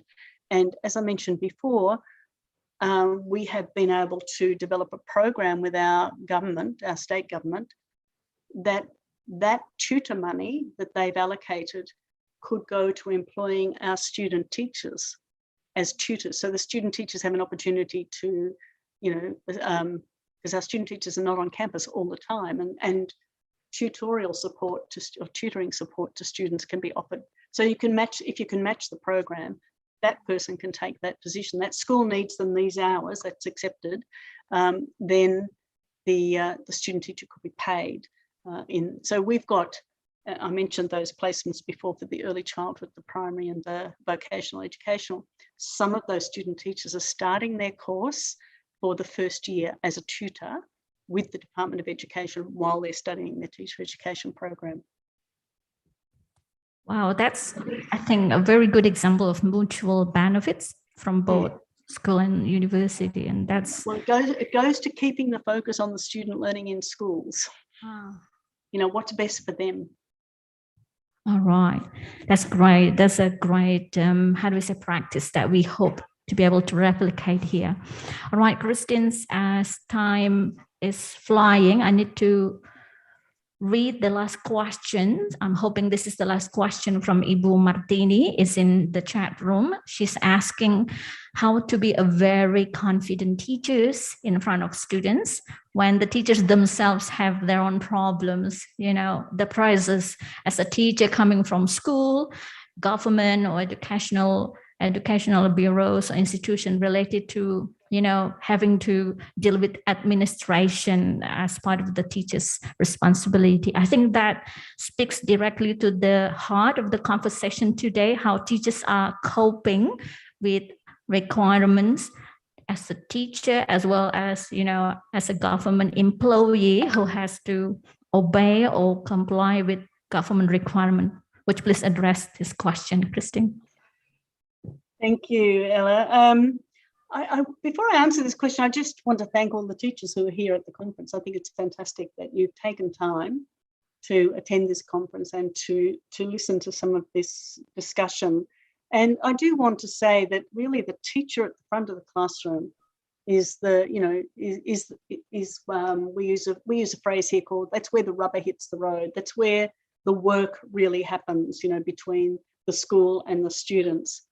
So if things are getting in the way, and I don't know what the administrative tasks are, but our schools have administrative tasks too, and our teachers do. But I think it goes back to the organisation of the school, what's being required and whether it's reasonable or not. And that needs, so there need to be conversations between the teacher body, the school, the teachers and the principal, and then with the department. In Victoria, we do have a teachers union, and they will follow those conversations through too. So I could give you an example of where we've tried to do something here but haven't really succeeded. But when you think about those mentor teachers, for example, we're talking about placement, they're taking on more work, looking after a student teacher. And in Australia, we pay them a tiny amount of money. We pay them like $1.50 a day, and it hasn't changed since 1992 when it was first brought in, for working with a student teacher. So $1.50 a day, in today's terms is sort of worth nothing, but they keep doing it. It's very hard to take that payment away from them, so we still pay them.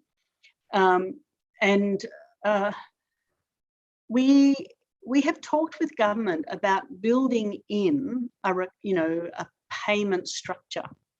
Now, that's what we've been trying to do. We haven't succeeded. So I'm just trying to say, yes, there are lots of pressures. And I do think that we do need to constantly revisit them. We need to have, roundtable discussions with, is this reasonable? Is this necessary? Is this helping? Is this helping get the best education program for the students in this school? And, sometimes it isn't, and sometimes you can do something about it. I'm not quite sure whether that's really helpful, but, these things you just have to keep chipping away at. Yes, you're right. I think it's not, how do we say, one-shot solution anyway, because as you said, it takes a discussion, a multi, how do we say, parties discussion. And actually today's seminar is a very good forum for us all to come together and have this very conversation about how we prepare our future teachers to promote quality education for our students in the end. Well, Christine, we have actually 10 more minutes before 11:45 Indonesian time, but I would like to use this time to probably summarize a little bit your talk and also Prof. Siswantoyo's talk. And this has been very excellent discussion we've had this morning, that both of you have provided best practices. Prof. Siswantoyo has brought to us how UNJ, Universitas Negeri Yogyakarta, has implemented multiple stages in arranging and implementing student community services that not only addresses local issues, but also in terms of university issues, but also national issues by integrating the program in adjacent to the government program, independent learning, independent campus.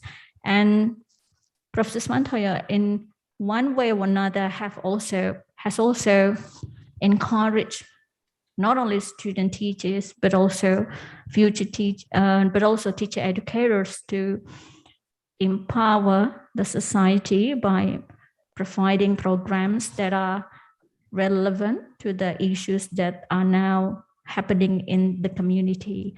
And I think, ladies and gentlemen, today's talk has very provided us with insights, with new insights and ideas in managing teaching practicum that speaks directly to student teachers' needs in getting prepared to teach.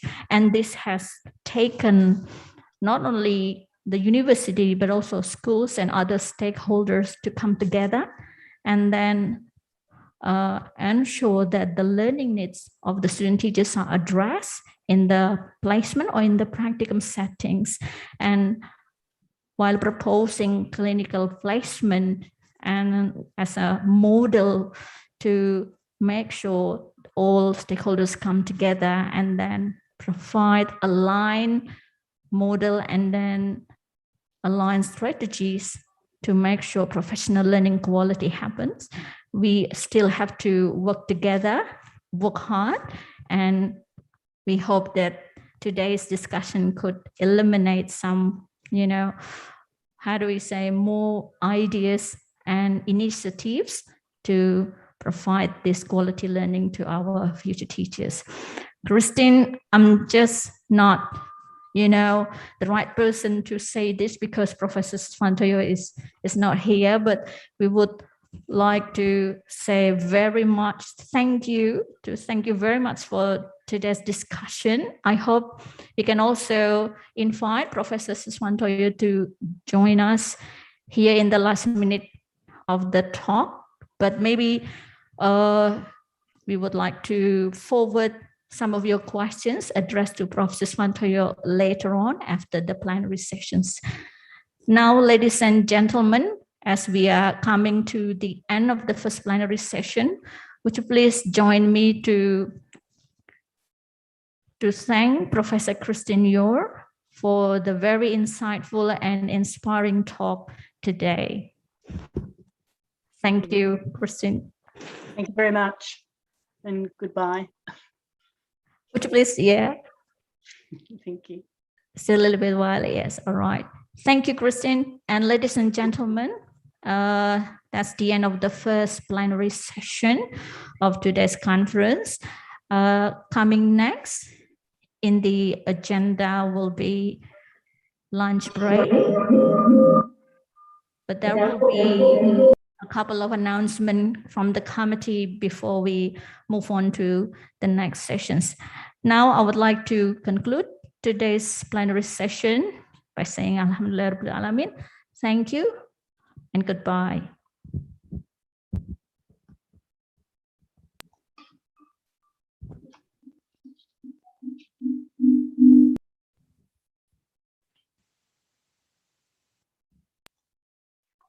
Thank you very much.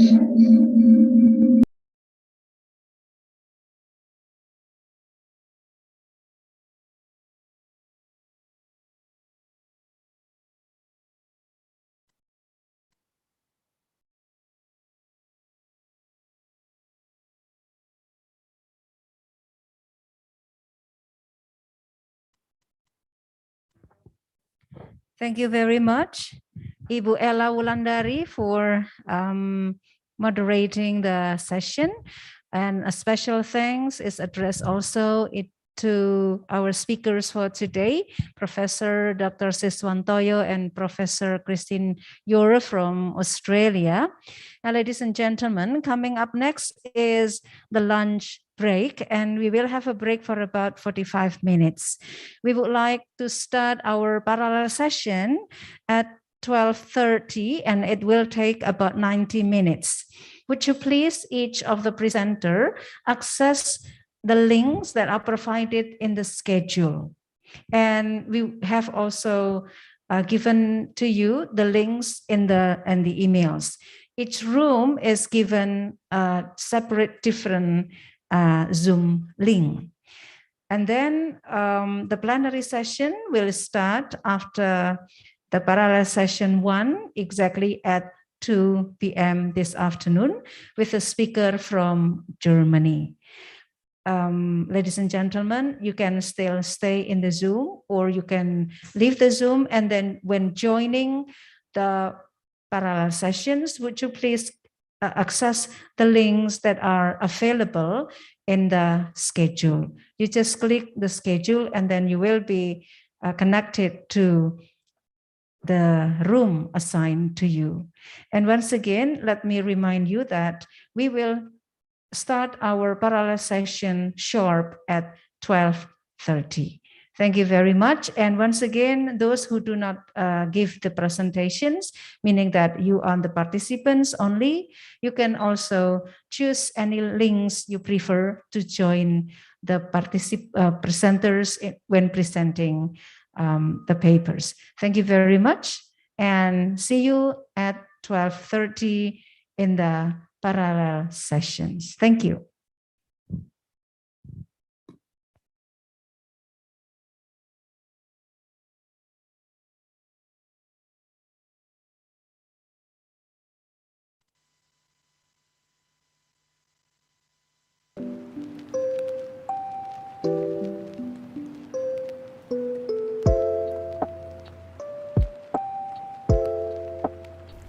Selain dikenal punya banyak wisata alam yang indah, kota Yogyakarta juga punya banyak kekayaan makanan khas yang menggugah selera, seperti gudeg, bakpia, geplak, yangko, dan lain-lain.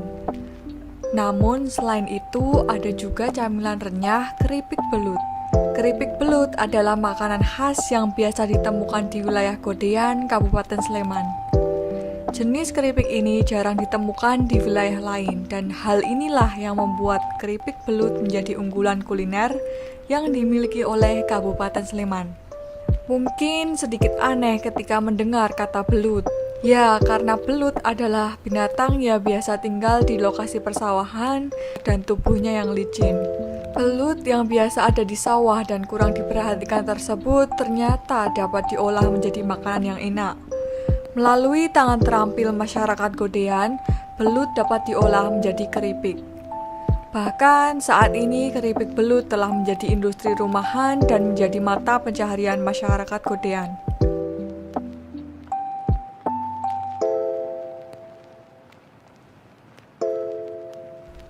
Dari sisi bahan baku, dengan jumlah permintaan yang banyak membuat bahan baku belut dari Godean selalu kekurangan. Untuk mengantisipasi masalah tersebut, bahan baku sampai didatangkan dari daerah lain seperti Jawa Timur. Anda dapat mendapatkan keripik belut ini di Pasar Kuliner Belut Godean. Lokasinya di Jalan Godean, kilometer 10 dari Tugu Pal Putih, Kota Jogja. Kini, Pasar Kuliner Belut Godean bisa dijangkau dengan mudah menggunakan Trans Jogja. Pasar ini buka setiap hari pukul 8 pagi sampai 8 malam. Harganya variatif antara 120 sampai 150 ribu per kilo, tergantung tebal tipisnya tepung. Harga tersebut lumayan terjangkau karena Anda juga akan memperoleh kandungan gizi dan protein yang dimiliki oleh belut. Keripik belut khas Godean terkenal gurih, renyah, dan berprotein tinggi yang bagus untuk perkembangan anak. Keripik belut ini dapat menjadi camilan keluarga, alternatif kuliner, dan oleh-oleh ketika berkunjung ke Yogyakarta.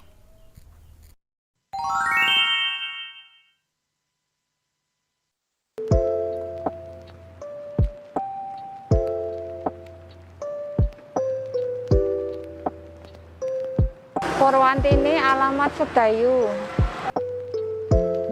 Sering beli di sini, karena di sini yang terkenal kan kayak belut di Godean yang paling enak. Ini beli cuma untuk dimakan sendiri. Kalau pas biasanya hari libur, hari raya itu biasanya beli banyak untuk oleh-oleh saudara.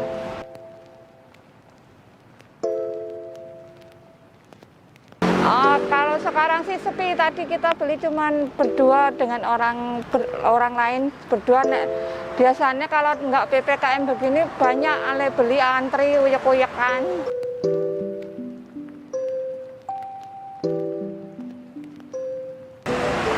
Semoga PPKM ini segera berakhir dan penyakit COVID segera hilang dari sini. Biar para penjualnya itu biar laris seperti dulu-dulu lagi.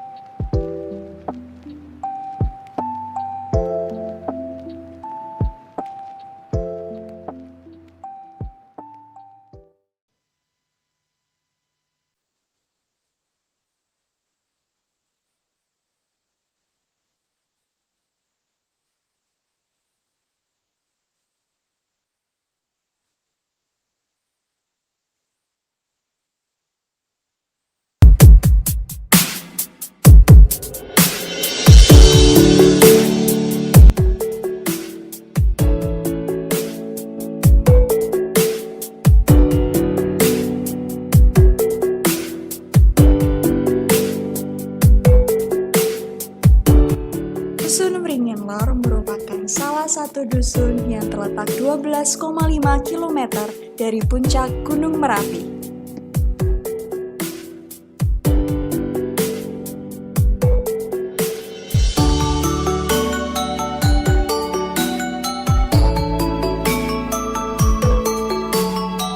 Dusun Wringin Lor terdiri dari 84 keluarga dengan rata-rata penduduk berusia produktif.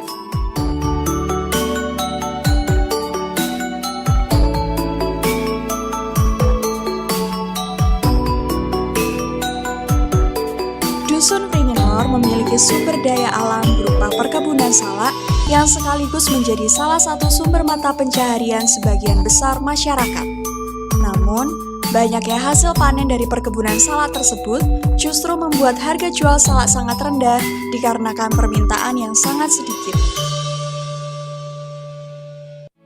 Untuk mengatasi permasalahan tersebut, diperlukan upaya untuk meningkatkan nilai jual buah salak dengan mengolahnya menjadi produk baru, salah satunya jenang salak.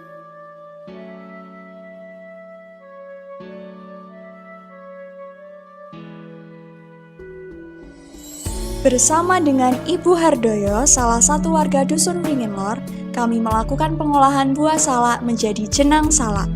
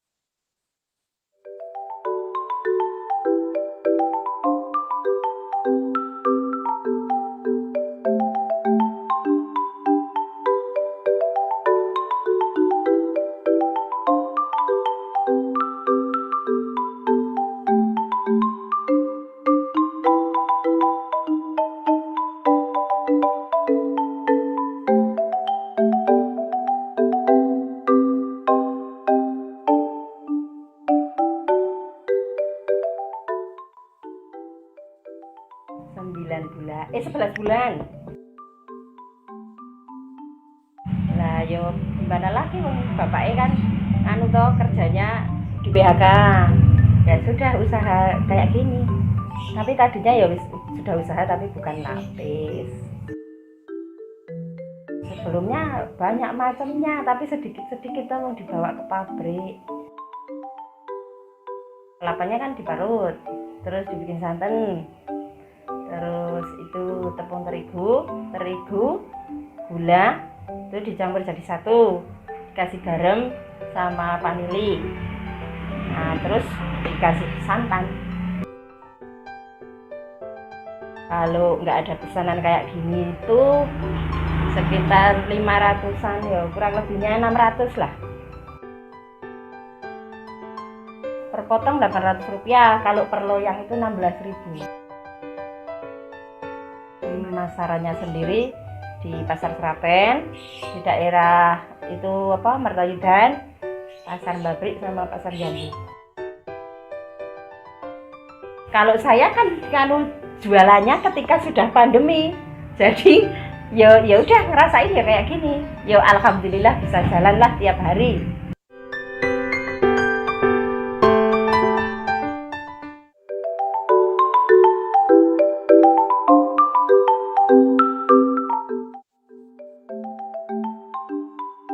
Sering Mbak, saya biasa langganan di Bu Siti. Kalau misal di rumah ada acara-acara juga pesennya di sana, soalnya harganya murah dan enak.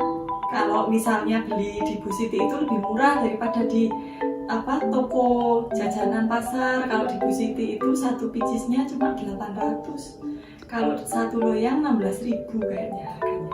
Jadi lumayan terjangkau. Rasanya manisnya pas, enak, terus lembut. Terus yang paling penting itu nggak bikin batuk Mbak. Biasanya kan kalau beli di tempat jajan pasar itu kadang bikin tenggorokannya sakit, kalau ini enggak. Ya supaya banyak yang lebih mengenal jajanan pasar, soalnya kan anak-anak muda zaman sekarang lebih mengenal jajanan masa kini ya, ciki-ciki. Kalau jajanan pasar sudah mulai tersingkirkan, supaya lebih bisa menghidupi UMKM aja sih, supaya mereka bisa menghidupi keluarga. Apalagi corona seperti ini, banyak yang di PHK toh Mbak.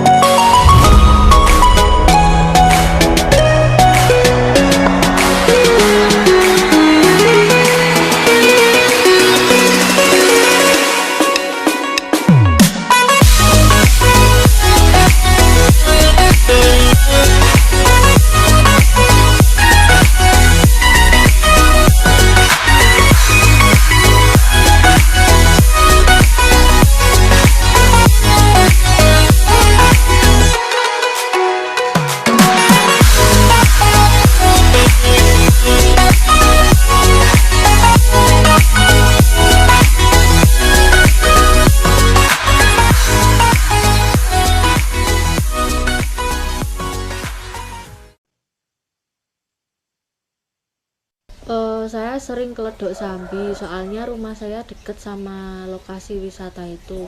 Terus saya juga suka main ke tempat yang alam-alam.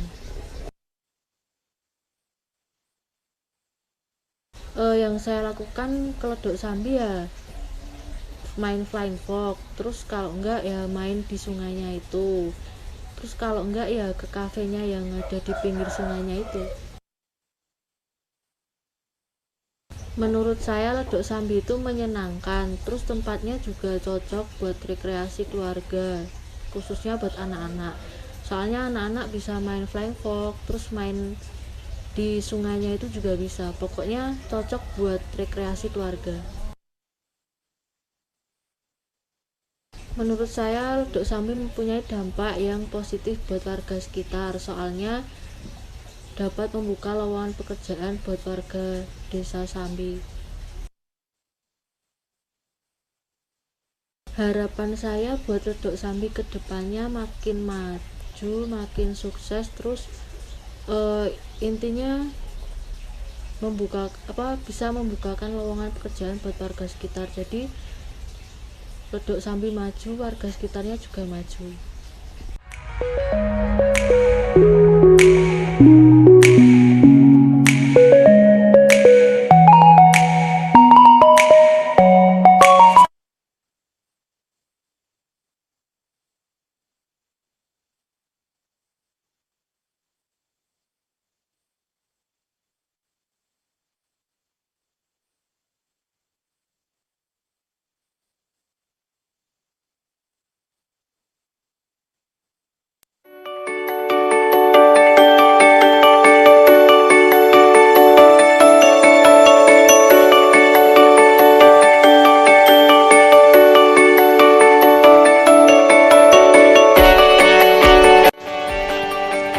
Apakah kalian tahu kerajinan tangan yang bagus ini terbuat dari apa?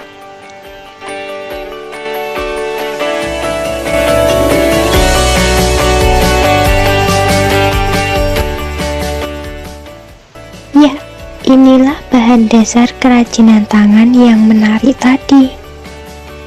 Tanaman ini merupakan tanaman mindong.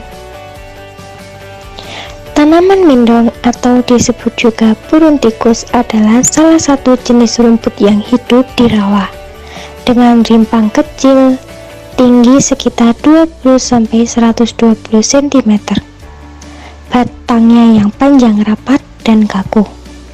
Biasanya mindong digunakan untuk kerajinan sehingga banyak dibudidayakan oleh beberapa petani. Mindong dapat dibuat kerajinan dengan cara mengeringkannya lalu dipipihkan. Salah satu sentra industri kerajinan mindong terdapat di Desa Sumelsari, tepatnya di Dusun Parakan Kulon. Lalu bagaimana proses pembuatan kerajinan tangan berbahan dasar mindong? Untuk itu, kita ikuti video berikut ini untuk lebih mengenal tentang kerajinan tangan berbahan dasar mindong dan bagaimana cara pembuatannya.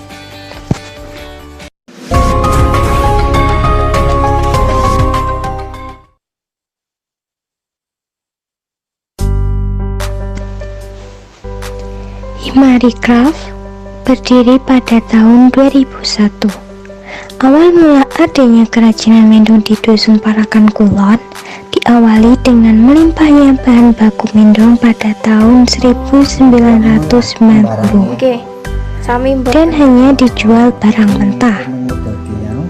Warga masyarakat mengadakan pertemuan yang membahas mengenai bagaimana cara meningkatkan nilai jual mindong dengan bahan baku mindong yang melimpah.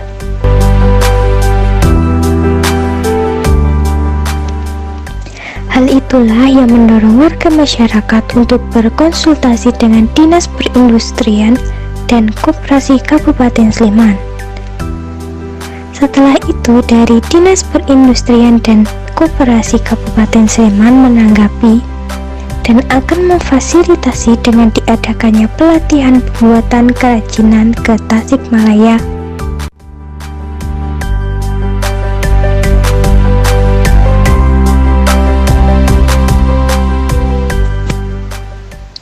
Melalui pelatihan yang sudah didapatkan, mereka mulai merintis usaha kerajinan mendong. Semakin berjalannya waktu, mendorong warga lingkungan untuk mengembangkannya. Akhirnya, kerajinan mendong semakin berkembang dan banyak mendapatkan orderan.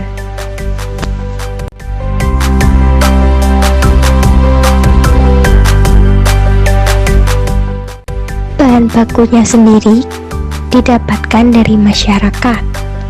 Hasil kerajinan mendong biasanya dipasarkan di Wirota Batik bahkan sampai ke Bali. Namun, dikarenakan kondisi pandemi COVID-19, omset pemesanan menurun. Saat ini, pemesanan sebagian besar untuk keperluan pernikahan berupa souvenir. Selain produk souvenir dompet, sentra industri kerajinan mendong Himari Craft juga membuat kerajinan seperti tas, peci, sajadah.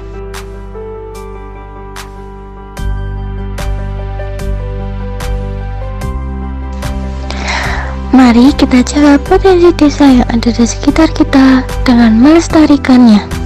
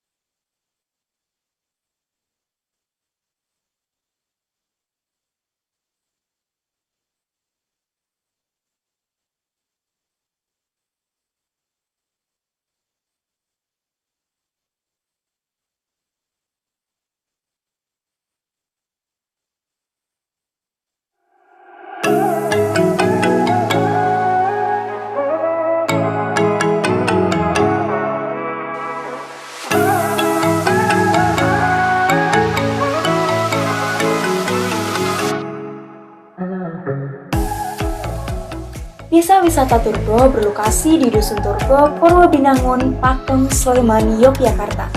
Desa wisata ini menawarkan berbagai jenis objek wisata, salah satunya adalah wisata budaya. Ada berbagai kesenian dan tradisi yang terus dilestarikan dan sekaligus dapat menarik minat pengunjung yang datang ke desa wisata ini. Salah satu aset budaya yang menjadi objek wisata di desa ini adalah ritual suro yang dilakukan setiap satu suro atau satu Muharram. Kegiatan ini merupakan kegiatan tahunan yang dimulai sejak tahun 1995 dan masih terus dilestarikan hingga saat ini. Dalam kegiatan ini, warga bersama-sama datang ke mata air yang ada di Bukit Turbo untuk berdoa bersama dan memohon rahmat dari Tuhan agar selalu diberkahi dan dilindungi dari segala bahaya, utamanya dari bahaya Gunung Merapi. Yang menarik dari kegiatan ini adalah prosesi arak-arak makanan ke mata air di Bukit Turgo. Prosesi ini dilakukan dengan membawa berbagai jenis makanan tradisional yang telah disiapkan dan dimasak oleh warga setempat. Ada bermacam-macam makanan tradisional yang unik dan lezat tentunya. Makanan yang khas dan wajib untuk dibuat misalnya seperti tumpeng, ati sapi, ingkung, jenang, kolak, dan masih banyak lagi. Biasanya kegiatan ini dilakukan secara beramai-ramai oleh warga Turgo dan juga mengundang perwakilan dari dusun lain di sekitar Turgo. Kegiatan diawali dengan penyanyi oleh masyarakat, kemudian dilanjutkan dengan arak-arak makanan tradisional ke mata air. Bisa terbayangkan betapa serunya mengikuti kegiatan arak-arak tersebut bersama warga setempat. Apalagi yang lebih menarik adalah jalur untuk menuju ke mata air yang cukup menantang adrenalin karena kita harus berjalan di tepian Bukit Turgo. Selama perjalanan, kita akan disuguhi dengan indahnya pemandangan yang ada di Bukit Turgo. Setelah sampai di mata air, kemudian warga akan berkumpul untuk berdoa bersama, memohon rahmat dari Tuhan. Jika doa sudah selesai, sebagian makanan yang dibawa arak-arak tadi kemudian disantap sambil bercengkrama bersama-sama. Dan sebagian lagi akan dibagikan kepada semua orang yang ikut menyaksikan kegiatan tersebut. Sangat unik ya? Bagi Anda wisatawan yang ingin menyaksikan tradisi unik ini, Anda bisa berkunjung ke Desa Wisata Turgo tepat sehari sebelum tanggal 1 Suro atau 1 hari sebelum 1 Muharram. So, see you!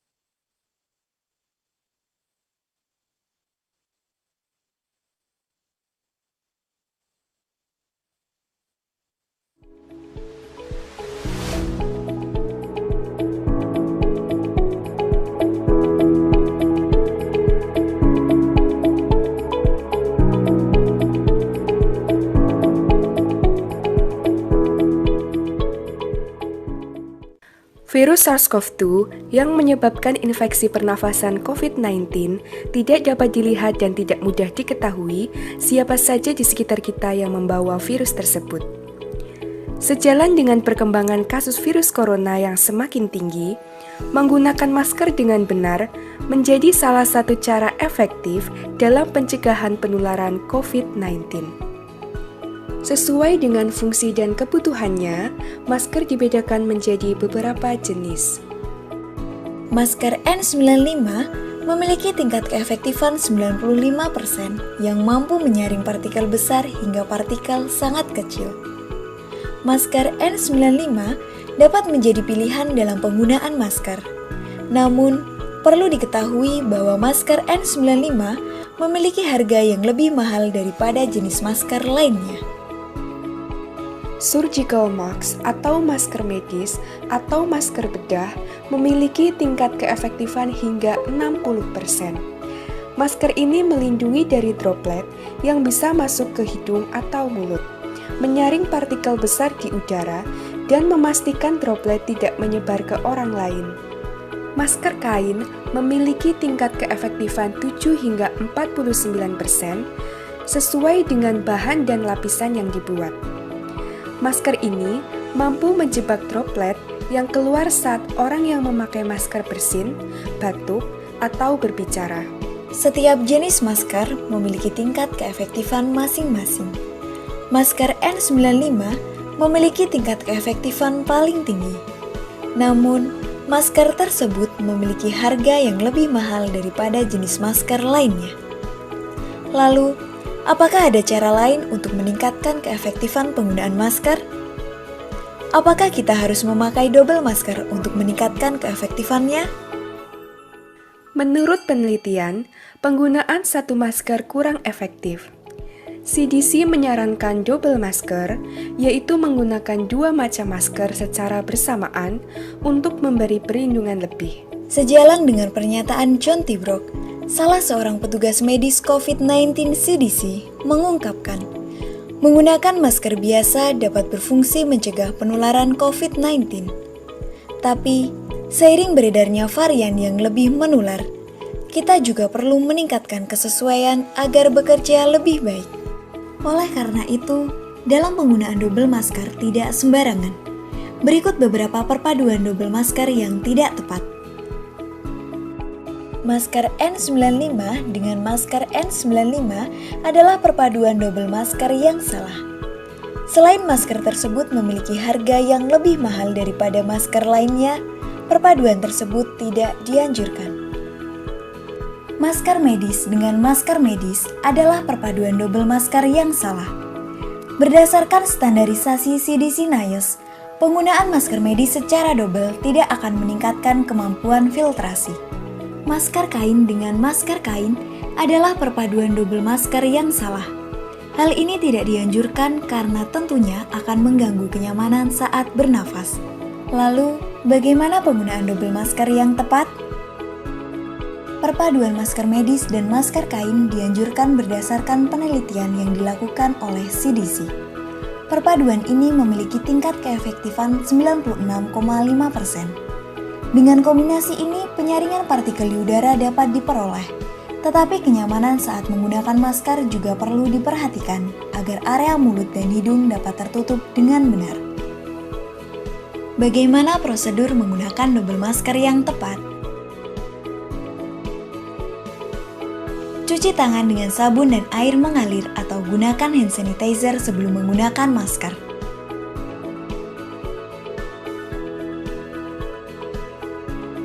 Gunakan masker medis pada layer pertama.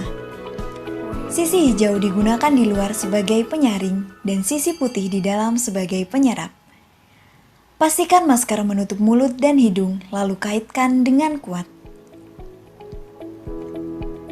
Gunakan masker kain pada layer kedua.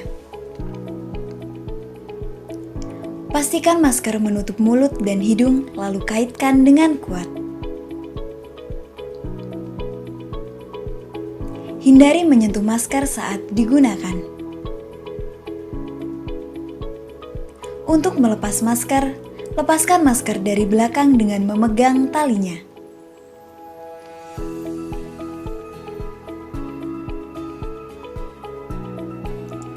Setelah melepas atau menyentuh masker bekas pakai, cuci tangan dengan sabun dan air mengalir atau gunakan hand sanitizer. Segera ganti masker saat masker menjadi lembab dengan masker baru yang bersih dan kering. Jangan gunakan kembali masker sekali pakai. Buang masker sekali pakai dan cuci masker kain setelah digunakan.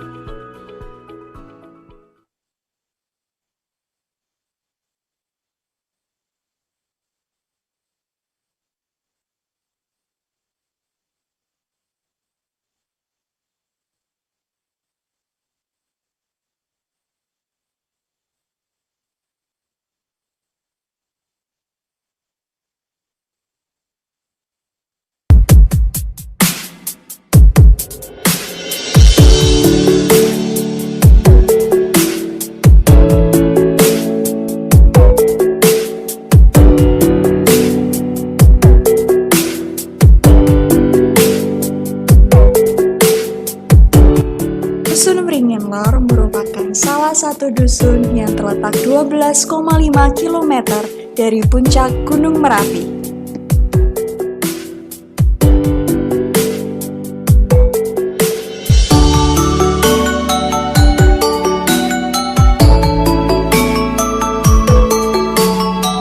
Dusun Wringin Lor terdiri dari 84 keluarga dengan rata-rata penduduk berusia produktif.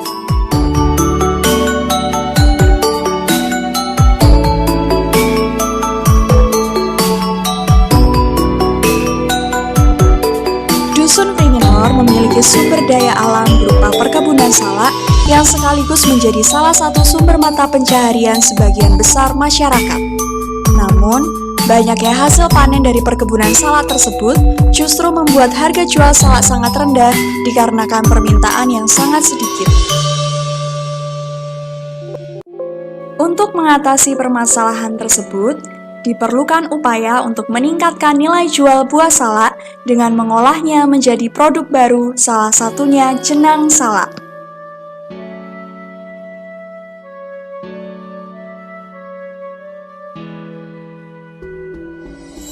Bersama dengan Ibu Hardoyo, salah satu warga Dusun Wringin Lor, kami melakukan pengolahan buah salak menjadi jenang salak.